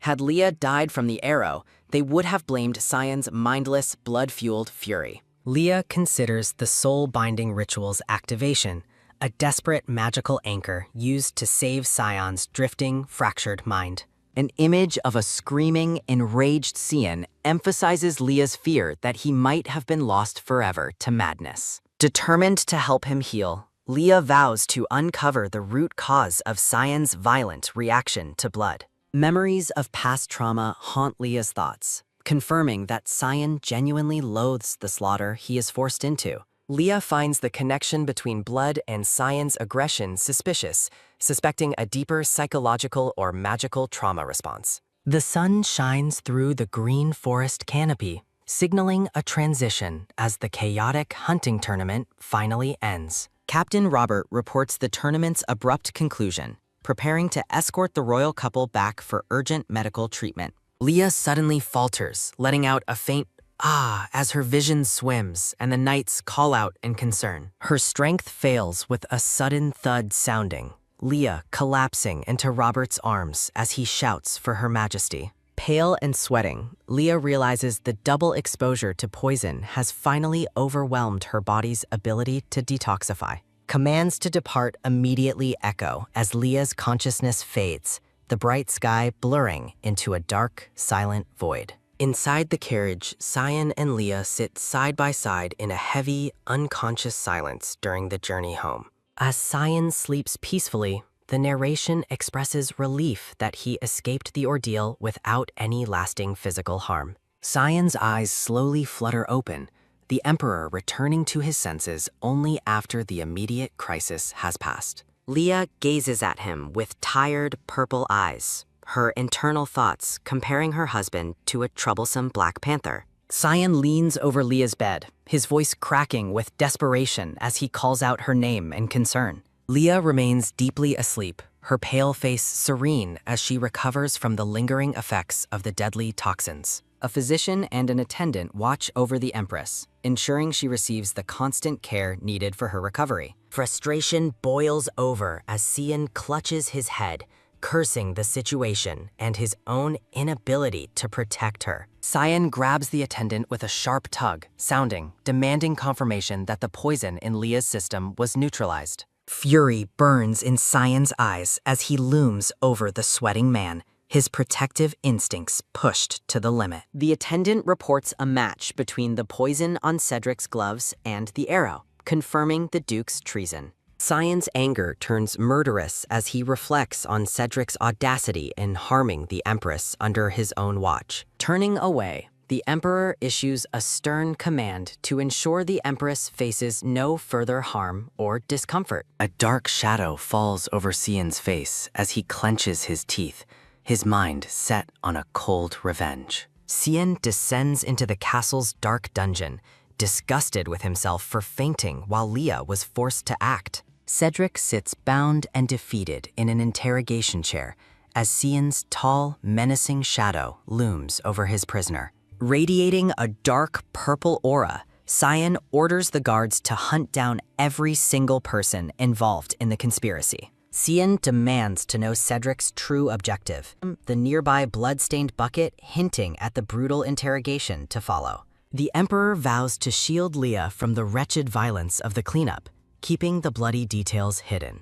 A messenger bows low, presenting a scroll detailing Prince Sylvester's hollow apologies and a proposal for life imprisonment. Shadows obscure Cyan's face as he reflects on the prince's son funding illegal chimera research and attempted regicide. Cyan's golden eye glints with terrifying intensity as he questions if the messenger has heard the true story. The envoy explains that Sylvester offers the Northern Seas and an annulled engagement as a desperate price for peace. Cyan questions if the discovery of underwater fuel makes the Northern Seas a strategic prize worth their current mercy. With a sharp rip sounding, Cyan tears the scroll in half, mocking the prince's attempt to protect his useless son. From his throne, Cyan renames the Northern Seas as the Empress's Sea, surprising his bowing attendant. Cyan stares coldly as the attendant agrees to immediately inform the International Maritime League. Cyan commands the prisoner be brought forward, decreeing a brutal, permanent punishment for the traitorous crown prince. The attendant reacts with utter shock and horror at the Emperor's ruthless and unprecedented command. Drawing his sword with a ring sounding, Cyan silences the man and orders the decree carried out immediately. Cyan's golden eyes burn with icy resolve, his expression hardened by the desire for swift and final justice. Cyan slams his hand against the throne statue, sheathing his sword with a sharp clack sounding. Cyan walks away, ordering the execution to be handled swiftly while the terrified servant watches him depart. Cyan watches over a sleeping Leah, questioning why she remains in a coma despite being told she is fine. Frustration lines Cyan's face as he dwells on the incident, his protective instincts clashing with his powerlessness. Flashback. Cyan interrogates the bound Duke Cedric, demanding to know his plans for the illegal chimeras. Bruised and bloody, Cedric confesses his plan to resell the monsters across the continent using smuggling routes. Cedric explains they used the vast hunting grounds as a cover, assuming the area was too large to monitor. The Duke claims a handler's mistake allowed a chimera to escape, threatening to expose their entire operation. Cedric reveals he tried to use Cian's violent reputation as a cover-up for the chaos caused by the monster. Cedric lets out a derisive laugh, noting that despite his careful plans, Leah still managed to catch him. Cian's rage boils over, his thoughts forbidding the traitor from even speaking the Empress's name. Cian grabs Cedric by the collar with a growl sounding, looming over the prisoner with murderous intent. With a snap sounding, Cian tightens his grip, vowing that Cedric's suffering is only the beginning. Cian declares that the entire Sylvester Duchy will be held accountable for the harm brought upon Leah. Cian vows the conspirators will pay for their sins with a lifetime of agony as dark energy swirls. Back in the palace, Cian hopes seeing Leah's face will soothe the darkness within his heart. An attendant knocks on Leah's door with a double top sounding, announcing the Emperor's arrival. Cian is stopped in his tracks as Leah shouts from inside, demanding that he leave at once. Cian's hands freeze on the door handles as he stands bewildered by Leah's sudden and sharp rejection. Confused and hurt, Cian stares at the closed door, wondering what could have caused her outburst. Leah cries out that she is too embarrassed to live, refusing to open the door for her husband. Leah's voice booms through the hall, accusing Cian of being a pervert for his public behavior. Cian stands stunned as Leah continues to wail about the spectacle he made in front of everyone. Cian remains frozen outside the door, his mind racing to understand the source of Leah's mortification. Flashback. The memory of their passionate public kiss in the forest floods back, revealing the cause of Leah's shame. A massive blush covers Cian's face as the reality of his own bold actions finally sinks in. Cian frantically tries to defend himself, insisting he didn't mean to cause her such deep embarrassment. Leah refuses to listen, and Cian bangs on the door with a thud sounding, pleading for a chance to explain. A physician intervenes, suggesting that Cian leave for the Empress's well-being, as his presence is only upsetting her. Cian is led away, stumbling and calling out Leah's name in a state of utter despair and confusion. Inside, Leah hides behind her bed curtains, still too overwhelmed by shame to face anyone. Leah buries her face in her pillow, lamenting that her hard-won reputation as an empress is now ruined. Leah tearfully reflects that such intimate displays should never have occurred in front of so many people. Her face burns red as she thinks that private moments should be saved for when they are truly alone. Leah flails around in bed with a flustered shout, desperately trying to banish her lingering, sinful thoughts. Leah's chibi self screams in her mind, blaming her current state of mind on a certain scandalous book. Later, Leah is dressed for a walk, but her composure breaks when Cian suddenly appears to ask about lunch. Leah tries to escape, but Cian insists on joining her for a walk, his presence making her visibly nervous. Leah sprints up the stairs, claiming she needs to read a new book to avoid further interaction. Leah's foot slips with a thud sounding, her escape attempt ending in a sudden and clumsy stumble. Cian catches her in a protective embrace among the flowers, his voice filled with genuine concern for her. Leah panics and pushes him away with a flop sounding, rejecting his offer to escort her to her room. Leah flees the scene with a zoom sounding, leaving a dejected Cian standing alone on the staircase. Leaning against her door with a sigh sounding, Leah wonders how she will ever handle her conflicting feelings. Leah's inner thoughts spiral as she finds herself unable to face Cian after their public display. Hiding her flaming face, Leah's heart pounds with a rhythmic thumping sounding while surrounded by blossoms. Overwhelmed by residual shame, Leah continues to hide away, her mind replaying the embarrassing forest encounter. Leah jumps in surprise as the blonde-haired man approaches, a startled shout of "Ah!" sounding through the room. The aide explains Cian's summons for a research report, prompting Leah to lament the timing of the request. Realizing she cannot hide forever,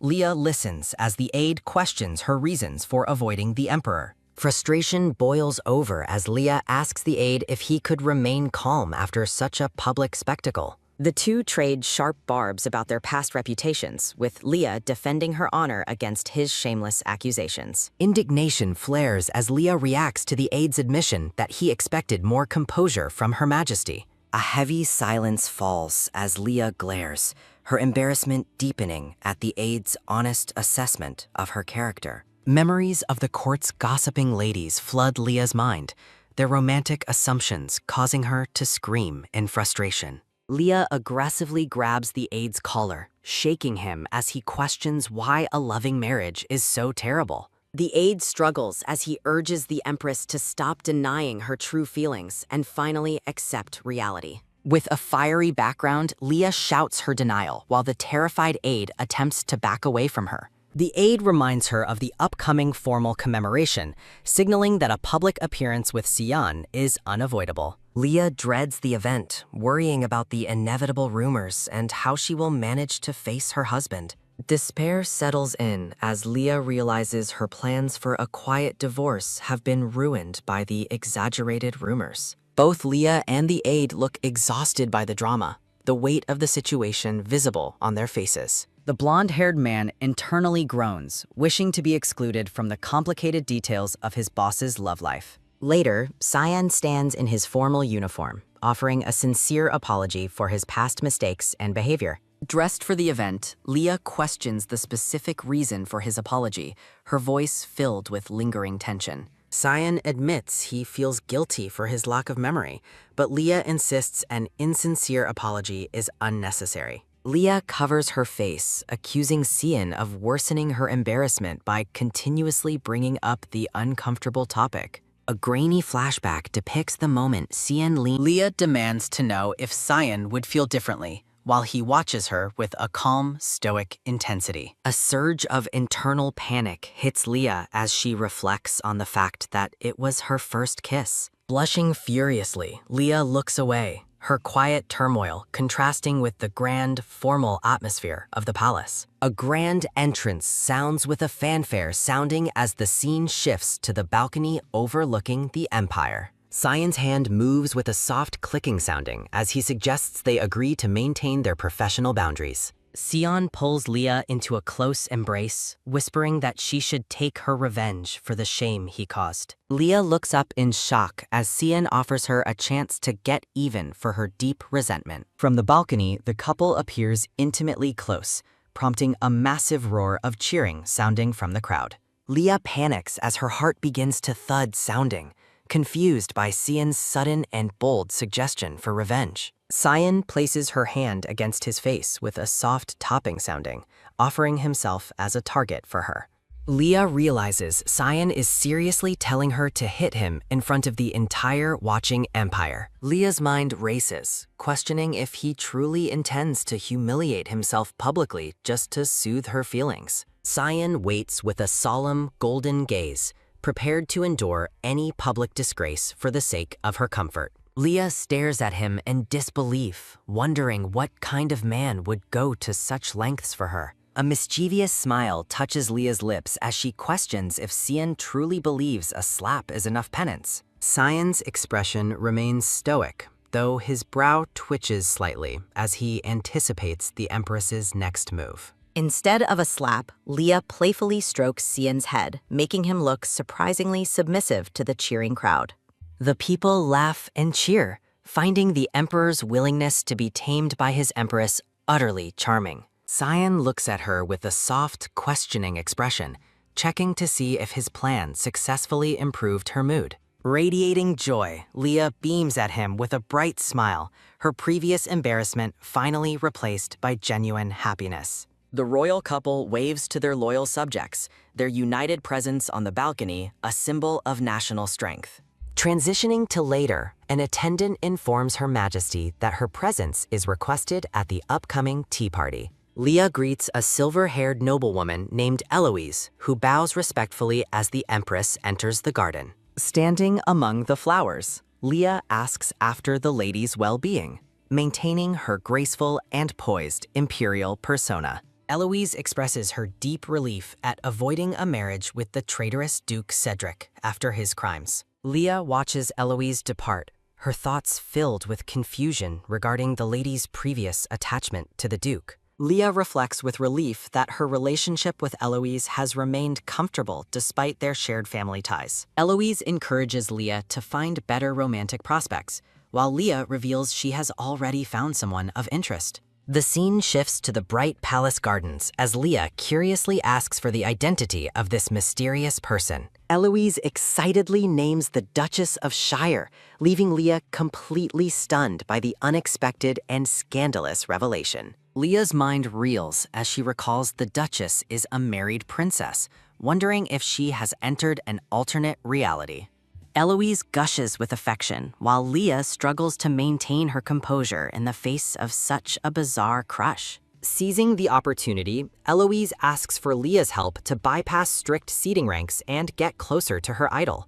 The party continues inside a grand, sunlit hall where an ornate fountain centerpiece sparkles with elegance. Eloise eagerly offers a lemon madeleine to the red-haired Duchess of Shire, hoping to win her favor with sweets. Eloise beams when the Duchess accepts the treat, while Leah observes the blossoming interaction with a watchful eye. Leah takes a moment to scrutinize the Duchess of Shire, confirming the identity of the woman capturing Eloise's heart. With a focused gaze, Leah acknowledges the presence of the Duchess, the center of the current social whirlwind. Leah gracefully offers another pastry to the Duchess, participating in the polite exchange within the bustling ballroom. Leah silently worries that the Duchess's heavy intake of flour-based treats might lead to a painful case of heartburn. A light-haired noblewoman interrupts to greet the Duchess, maintaining the flow of constant social demands at the gathering. The Duchess suddenly begins to cough,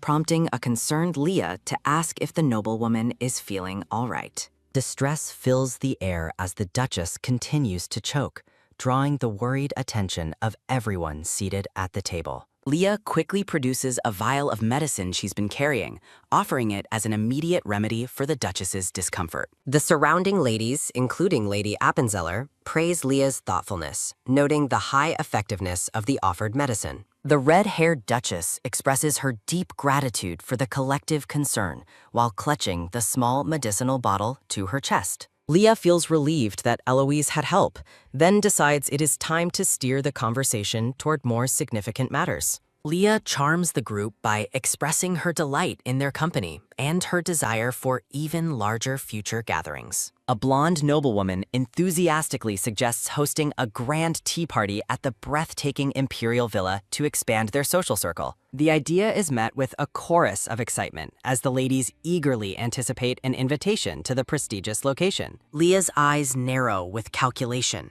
realizing the villa will serve as the perfect lure for the empire's most elusive nobles. Leah's inner schemer awakens, planning to use the event to collect hair for her antidotes and gather profitable intelligence. A mischievous grin spreads across Leah's face as she anticipates the hidden benefits this upcoming tea party will bring her. The Duchess suddenly excuses herself to the lounge, prompting Leah to wonder what caused the noblewoman's abrupt departure. Noticing the Duchess's sickly pallor, Leah fears her earlier medicine may not have been enough to soothe the woman's pain. Leah watches the Duchess retreat while Eloise remains blissfully unaware, too caught up in the lively chatter of the group. Sensing the Duchess is the type to endure suffering quietly, Leah feels a pang of responsibility to intervene. Leah decides she cannot simply stand by and resolves to follow the Duchess to offer her proper assistance. A heavy door opens with a soft creak sounding as Leah enters the lounge in search of the distressed noblewoman. The Duchess jumps up with a sudden rustle sounding as Leah approaches,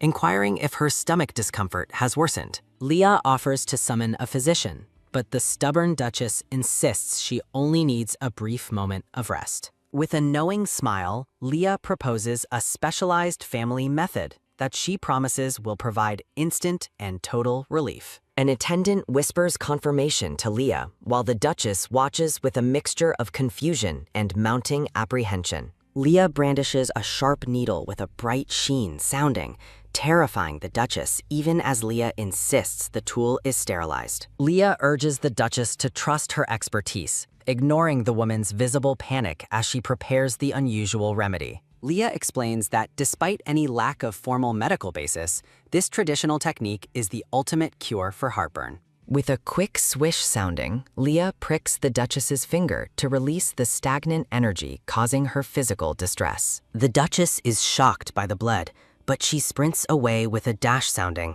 realizing her pain has vanished. Radiating health and happiness, the Duchess thanks Leah profusely for the incredible relief her secret method provided. When asked for her secret, Leah playfully dismisses it as a simple family tradition, enjoying the noblewoman's sheer amazement. Leah internally celebrates the success of her hand acupuncture as she walks back to the party with the recovered Duchess. The two women ascend the stairs together, their bond strengthened by the shared secret of the Empress's unconventional healing. Leah apologizes for overfeeding her guest, but the Duchess warmly expresses her appreciation for the Empress's generous hospitality. Laughter rings out between them, marking a turn toward genuine friendship as they return to the other noble ladies. Eloise stands in the shadows with a chilling, silent stare, her expression unreadable as she watches the pair's newfound closeness. A hand tightens its grip on fine fabric, signaling a surge of hidden jealousy or dark intent from the watching noblewoman. Under the quiet night sky, Leah reflects on the urgent need to find a cure for Cyan's dangerous berserk state. Bubbles sounding softly from the lab equipment as Leah discusses the Emperor's condition with the attentive blonde-haired physician. Leah recalls the terrifying moment Cyan lost control, his dark aura flaring as he descended into a mindless, violent rage. Touching the red book, Leah notes that while Cyan once tolerated her blood, his reaction to others has become volatile. Flashbacks reveal that at the hunting grounds, the scent of blood triggered a total loss of sanity for the Emperor. Leah ponders the prophecy claiming Cyan will ruin the Empire if he develops the overwhelming emotion of rage. The blonde physician suggests Leah consult the mysterious red book, which previously helped pacify Cyan during his episodes. A soft scratching sounding as Leah pens her questions into the magical book, hoping for a way to save him. Glowing text appears on the page, cryptically commanding Leah to tame the Emperor using her own unique power. Leah is flustered by the book's suggestion, imagining a ridiculous scenario where she treats the Emperor like a pet. Feeling the weight of the task, Leah asks the physician if she looks prepared for such a daunting challenge. Leah looks down at the book again, searching for a more practical solution to the impending crisis. The physician describes a legendary gemstone necklace belonging to House Shire, a prize passed down through generations of duchesses. Leah realizes that obtaining the Shire family heirloom is the key to managing Cyan's volatile magical energy. Panic seizes Leah as she wonders how she could possibly steal such a precious treasure from another noble family. The ornate necklace glitters with large rubies, its beauty belying the difficult mission Leah must now undertake. A soft thud sounding as Leah shuts the book, resolving to visit the Duke's estate to find the necessary gemstone. The physician advises Leah to keep her distance from the Emperor until they can rule out any terminal illness. Glass sounding with a soft clinking as Leah prepares for a long night of research and careful planning. Handing over a box of antidotes, the physician warns Leah that Cyan's condition might lead to more blood coughing episodes. Leah sighs at the thought of Cyan becoming even more overprotective, imagining him wrapping her in excessive bandages. Gazing at the moonlit palace, Leah vows to handle the situation naturally to avoid raising further suspicion. The scene shifts back to the tea party where Leah and Duchess Ruby Shire shared moments of lighthearted joy. A red-haired nobleman named Kybal Helios makes a grand entrance, greeting the Emperor with a confident, charming smile. Dressed in elegant green and gold, Kybal stands tall, his relaxed posture contrasting with the formal palace atmosphere. Cyan watches his cousin with a narrowed, suspicious gaze, clearly unimpressed by Kybal's sudden arrival at the palace. A soft rustle sounding as Kybal prepares to present his news, undeterred by the Emperor's obvious coldness. Tea sounding with a soft trickling as Kybal pours a cup, casually congratulating Cyan on his recent marriage. Cyan reflects on their childhood, noting that his cousin's shameless and arrogant attitude hasn't changed a bit. Despite their blood relation, Cyan admits that he has always found Kybal's laid-back personality to be incredibly irritating. Cyan bluntly orders Kybal to leave once he's finished his business,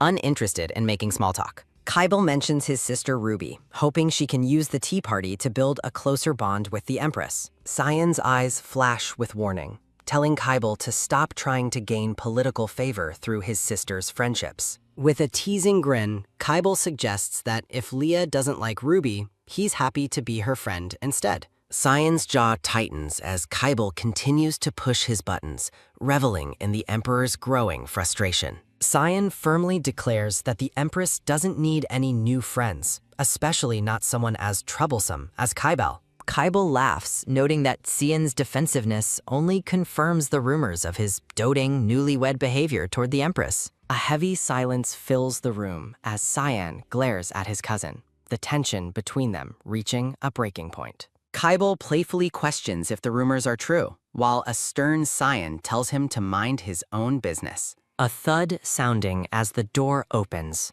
and Kybal prepares to take his leave, satisfied with his visit. Peering back into the room, Kybal expresses his desire to meet the Empress in person during his next visit. The door shuts with a soft click sounding, finally leaving the Emperor alone with his mounting annoyance. Boisterous laughter sounding as Kybal exits, finding Cyan's rare show of emotion to be the ultimate entertainment. Kybal muses that Cyan's unexpected reaction to mention of the Empress will provide him with years of teasing material. Whistling to himself, Kybal walks down the hall, already planning his next move to mess with his serious cousin. Leah discovers a beautiful red rose, wondering if Cyan left the romantic gesture behind for her to find. An attendant explains that the rose was a gift from the visitor from Helios, much to Leah's surprise. Leah hands the flower to her maid, Loren, instructing her to find a suitable vase for the specialty bloom. A secret smile plays on Leah's face as she watches Loren walk away, her mood lightened by the gift. Letting out a weary sigh, Leah stretches her arms, exhausted but satisfied after a long day of social maneuvering. Alone in her room, Leah waits for Cyan, planning to help him rest peacefully tonight. Overcome by exhaustion, the silver-haired Empress begins nodding off as she sits alone on the grand bed. Cyan suddenly appears, startled to find Leah still awake and urging her to rest without him. Leah admits she wanted to see him sleep first, while Cyan questions her strange behavior and determination. Insisting she is fine, a blushing Leah prepares for bed, as the Emperor watches her with quiet curiosity. Cyan is caught off guard when Leah suddenly proposes a new sleeping arrangement that excludes his nightly presence. Lying back, Leah explains that since Cyan's condition has improved, they no longer need to share a bed. Cyan watches her silently, his expression unreadable as Leah challenges him to prove he can sleep alone. A sudden, sharp gasp sounding as Cyan looms over Leah, denying her claim that he lied about his health. The atmosphere grows heavy with tension as the Emperor leans down, his gaze fixed on his startled wife. Cyan's attention shifts to a rose in a vase, demanding to know where the unfamiliar flower came from. Leah explains the rose was a gift from Helios, unaware of the growing irritation visible on Cyan's face. Looking intensely at Leah, Cyan questions her admiration for the flower as his jealousy begins to surface. A soft mumble sounding as Leah drifts toward sleep, still gushing over the incredible beauty of the gifted rose. Two soft sounds marking Leah's steady breathing as she falls fast asleep, leaving Cyan alone with his thoughts. Cyan glares at the red rose, admitting the flower and its sender are starting to get on his nerves. The next morning, Leah greets Duchess Ruby Shire, who is profoundly grateful for the invitation to the manor. Amid the lush greenery, Ruby excitedly mentions the tea table she prepared, praising the beauty of the garden. Ruby expresses her deep gratitude again, crediting Leah for saving her family from a potential social disaster. Desperate to repay the favor, Ruby offers her assistance, unknowingly creating the perfect opening for Leah's secret mission. Leah realizes this is the ideal moment to finally bring up the legendary Shire family gemstone necklace. A soft, quick sound as someone approaches, interrupting Leah's thoughts just as she was about to speak. The white-haired Eloise suddenly appears, her presence immediately souring Leah's mood and disrupting her carefully laid plan.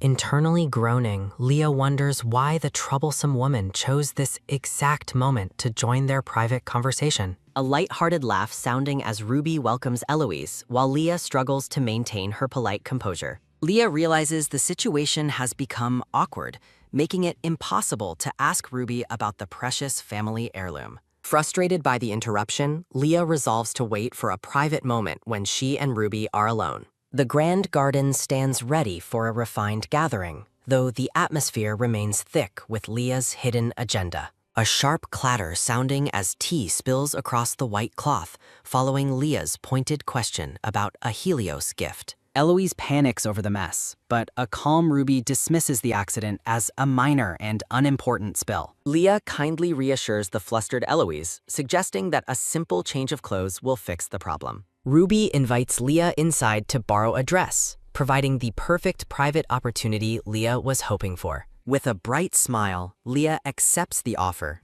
eager to continue her mission away from Eloise's prying eyes. The two women walk toward the mansion together, leaving Eloise behind in the sunlit garden. Inside the dressing room, Ruby praises Leah's genuine kindness while showing her an array of elegant gowns. A soft rustle sounding as Leah reacts with surprise to the Duchess's unexpected and heartfelt compliment. Ruby insists that Leah's care for others is obvious, continuing to gush over the Empress's virtuous character. A shimmering sound as Leah tries on a stunning red dress, leaving Ruby in awe of her incredible beauty. Charmed by Ruby's pure heart, Leah compares her to a cute hamster and feels a genuine friendship forming. Leah returns the praise, making the red-haired Duchess blush with delight at the Empress's warm words. Overwhelmed with joy, Ruby confesses that the Empress has become her absolute favorite person in the Empire. The two women share an intimate moment of bonding, their friendship deepening through mutual respect and admiration. Merry laughter sounding as they celebrate their newfound closeness, the tension of the earlier social maneuvering finally fading. Ruby excitedly proposes a shopping trip together, wanting to give Leah a gift to mark their special bond. A light footstep sounding as Leah agrees, though she insists that Ruby's sincere friendship is gift enough. Thinking of the heirloom, Leah mentions the Shire necklace's vivid color, admitting she can't get it out of her head. Ruby confirms it is a cherished family heirloom, while Leah praises the extraordinary brilliance of the precious gemstones. Leah delicately expresses her desire to find a similar stone, subtly hinting at her need for the legendary necklace. A soft sound of surprise escaping Ruby as she realizes how much the Empress admires her family's treasure. Seeing Leah's earnest desire, Ruby decides to give her the family necklace as a token of their friendship. Leah holds the Duchess's hands firmly, promising to reach out soon to continue their burgeoning partnership. Narrative text confirms that Leah's plan is working, as Ruby clearly knows where the other gemstone is hidden. A bright, blushing smile lights up Leah's face, her heart gladdened by the success of her social maneuvering. Ruby is overcome with pure joy, thrilled that the Empress has finally addressed her by her first name. Walking through the sun-drenched garden, Leah reflects on how smoothly everything is proceeding toward her ultimate goal. Leah suddenly pauses as she spots a suspicious silhouette looming over the tea table in the distance. Watching from afar, Leah wonders why the silver-haired Eloise is lingering so suspiciously near her private seat. A soft sound marking a small bottle being uncorked as Eloise prepares to tamper with the Empress's tea. Shocked, Leah realizes Eloise is secretly attempting to lace her drink with some kind of unknown medicine. Memories of Eloise's previous odd behaviors flash through Leah's mind, confirming that her suspicions were never just imagination. Maintaining her outward calm, Leah subtly keeps a watchful eye on Eloise while pretending to listen to Ruby. As they return to the table, Eloise greets them with a fake, overly cheerful smile that Leah finds unsettling. Eloise welcomes the two women back, her friendly demeanor masking the trap she has just laid in the tea. Eloise claims the head maid poured the tea early to enhance its cooling aroma, urging them to drink. A soft sound as the women reach for their cups, the tension rising as the trap is set to spring. A sharp, sudden sound as Leah kicks Eloise under the table, using the distraction to swap their teacups. Narrative text celebrates the success of the secret switch, as Leah outmaneuvers the treacherous woman at her own game.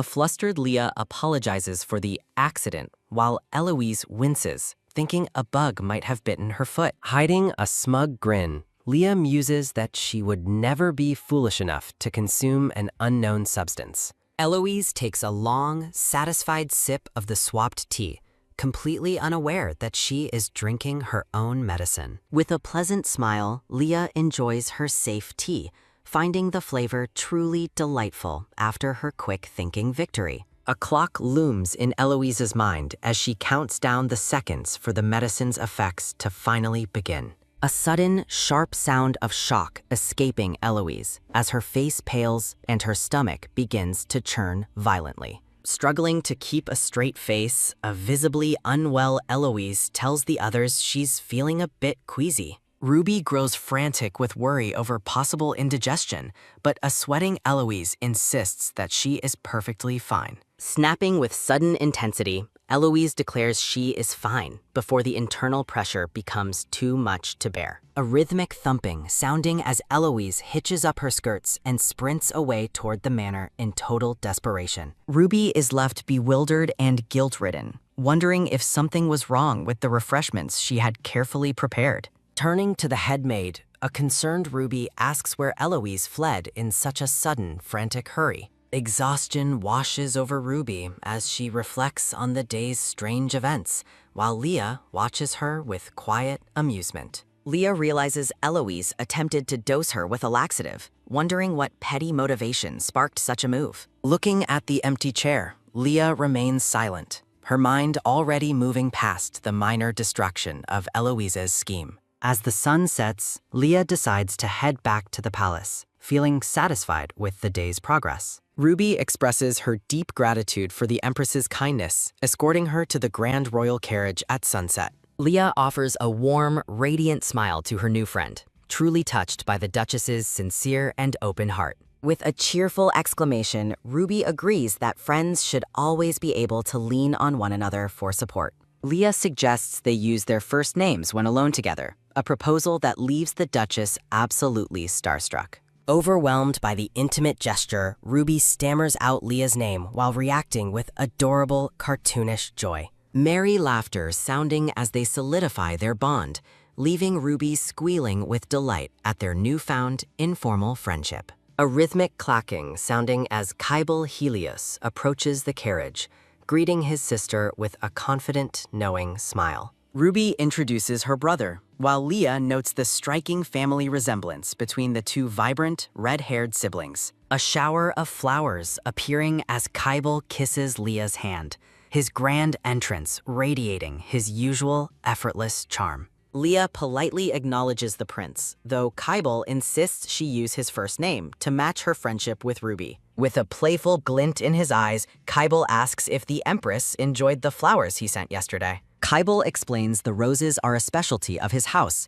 gifted solely because they bloomed so exceptionally beautifully. Leah thanks him warmly, admitting that the roses were truly lovely and had brightened her mood considerably. Helping Leah into the carriage, Kybal offers to send as many roses as she wants whenever she needs them. The red-haired siblings wave as the carriage prepares to depart, wishing the Empress a safe and swift return. A soft clatter sounding as the carriage pulls away, with Leah waving back and promising a future visit. Riding through the twilight, Leah focuses on her next move to secure the gemstone and stabilize Cian's condition. Riding through the twilight, Leah reflects on Eloise's increasingly suspicious behavior during their recent interaction at the manor. She recalls the tea party where the silver-haired Eloise constantly pushed food toward Ruby with an unsettling eagerness. Leah remembers Eloise's attempt to offer digestive medicine,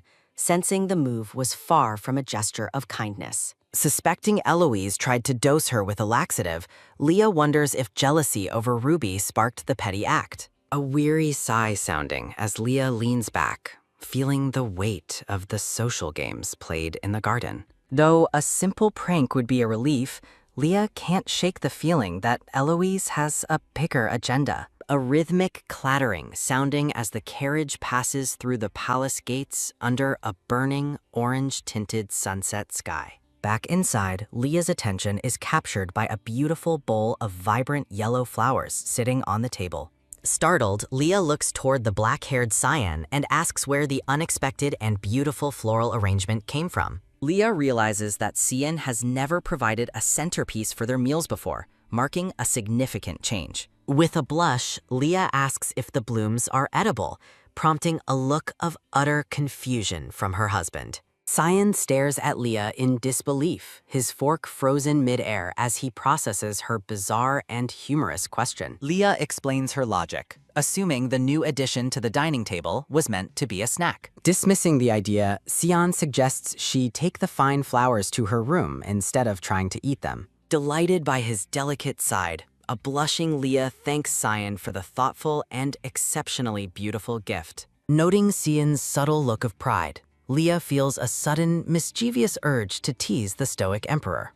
A soft tink sounding as Leah playfully claims roses are superior, watching Cyan's reaction with hidden amusement. A soft poof sounding as Cyan's ego deflates, leading Leah to quickly praise his gift as even better. A dark aura emanates from Cyan as Leah mentions keeping the roses nearby, sparking his intense jealousy. A sharp crunch sounding as Cyan's powerful grip accidentally bends his fork, shocking the observant Leah. Cyan grumpily tells her to stop playing and eat, while Leah humors him with a bright, cheerful response. The yellow flowers now brighten Leah's private chambers, serving as a constant reminder of Cyan's growing affection. Leah is surprised to find that the proactive Ruby has already sent a message to the palace. A crisp slit sounding as Leah opens the elegant letter, impressed by the Duchess's incredibly swift follow-through. The handwritten letter unfolds, its neat script inviting the Empress to participate in a prestigious social event.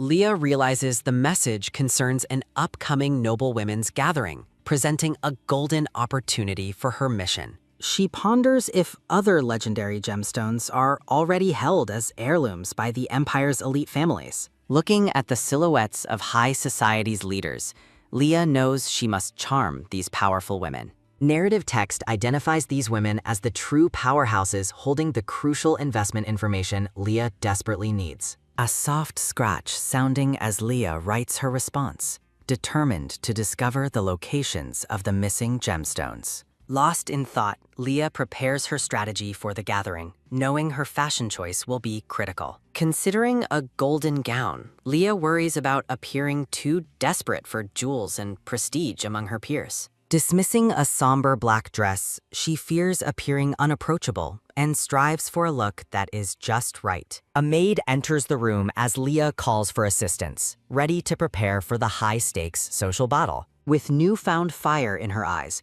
Leah orders her staff to help her select the perfect winning ensemble. A heavy thump sounding as a noblewoman refuses Leah's request, signaling the start of a difficult social conflict. Narrative text confirms that Leah anticipated this resistance, though it doesn't make the task any less daunting. Internally weeping, Leah acknowledges that securing the rest of the gemstones will be a long and arduous journey.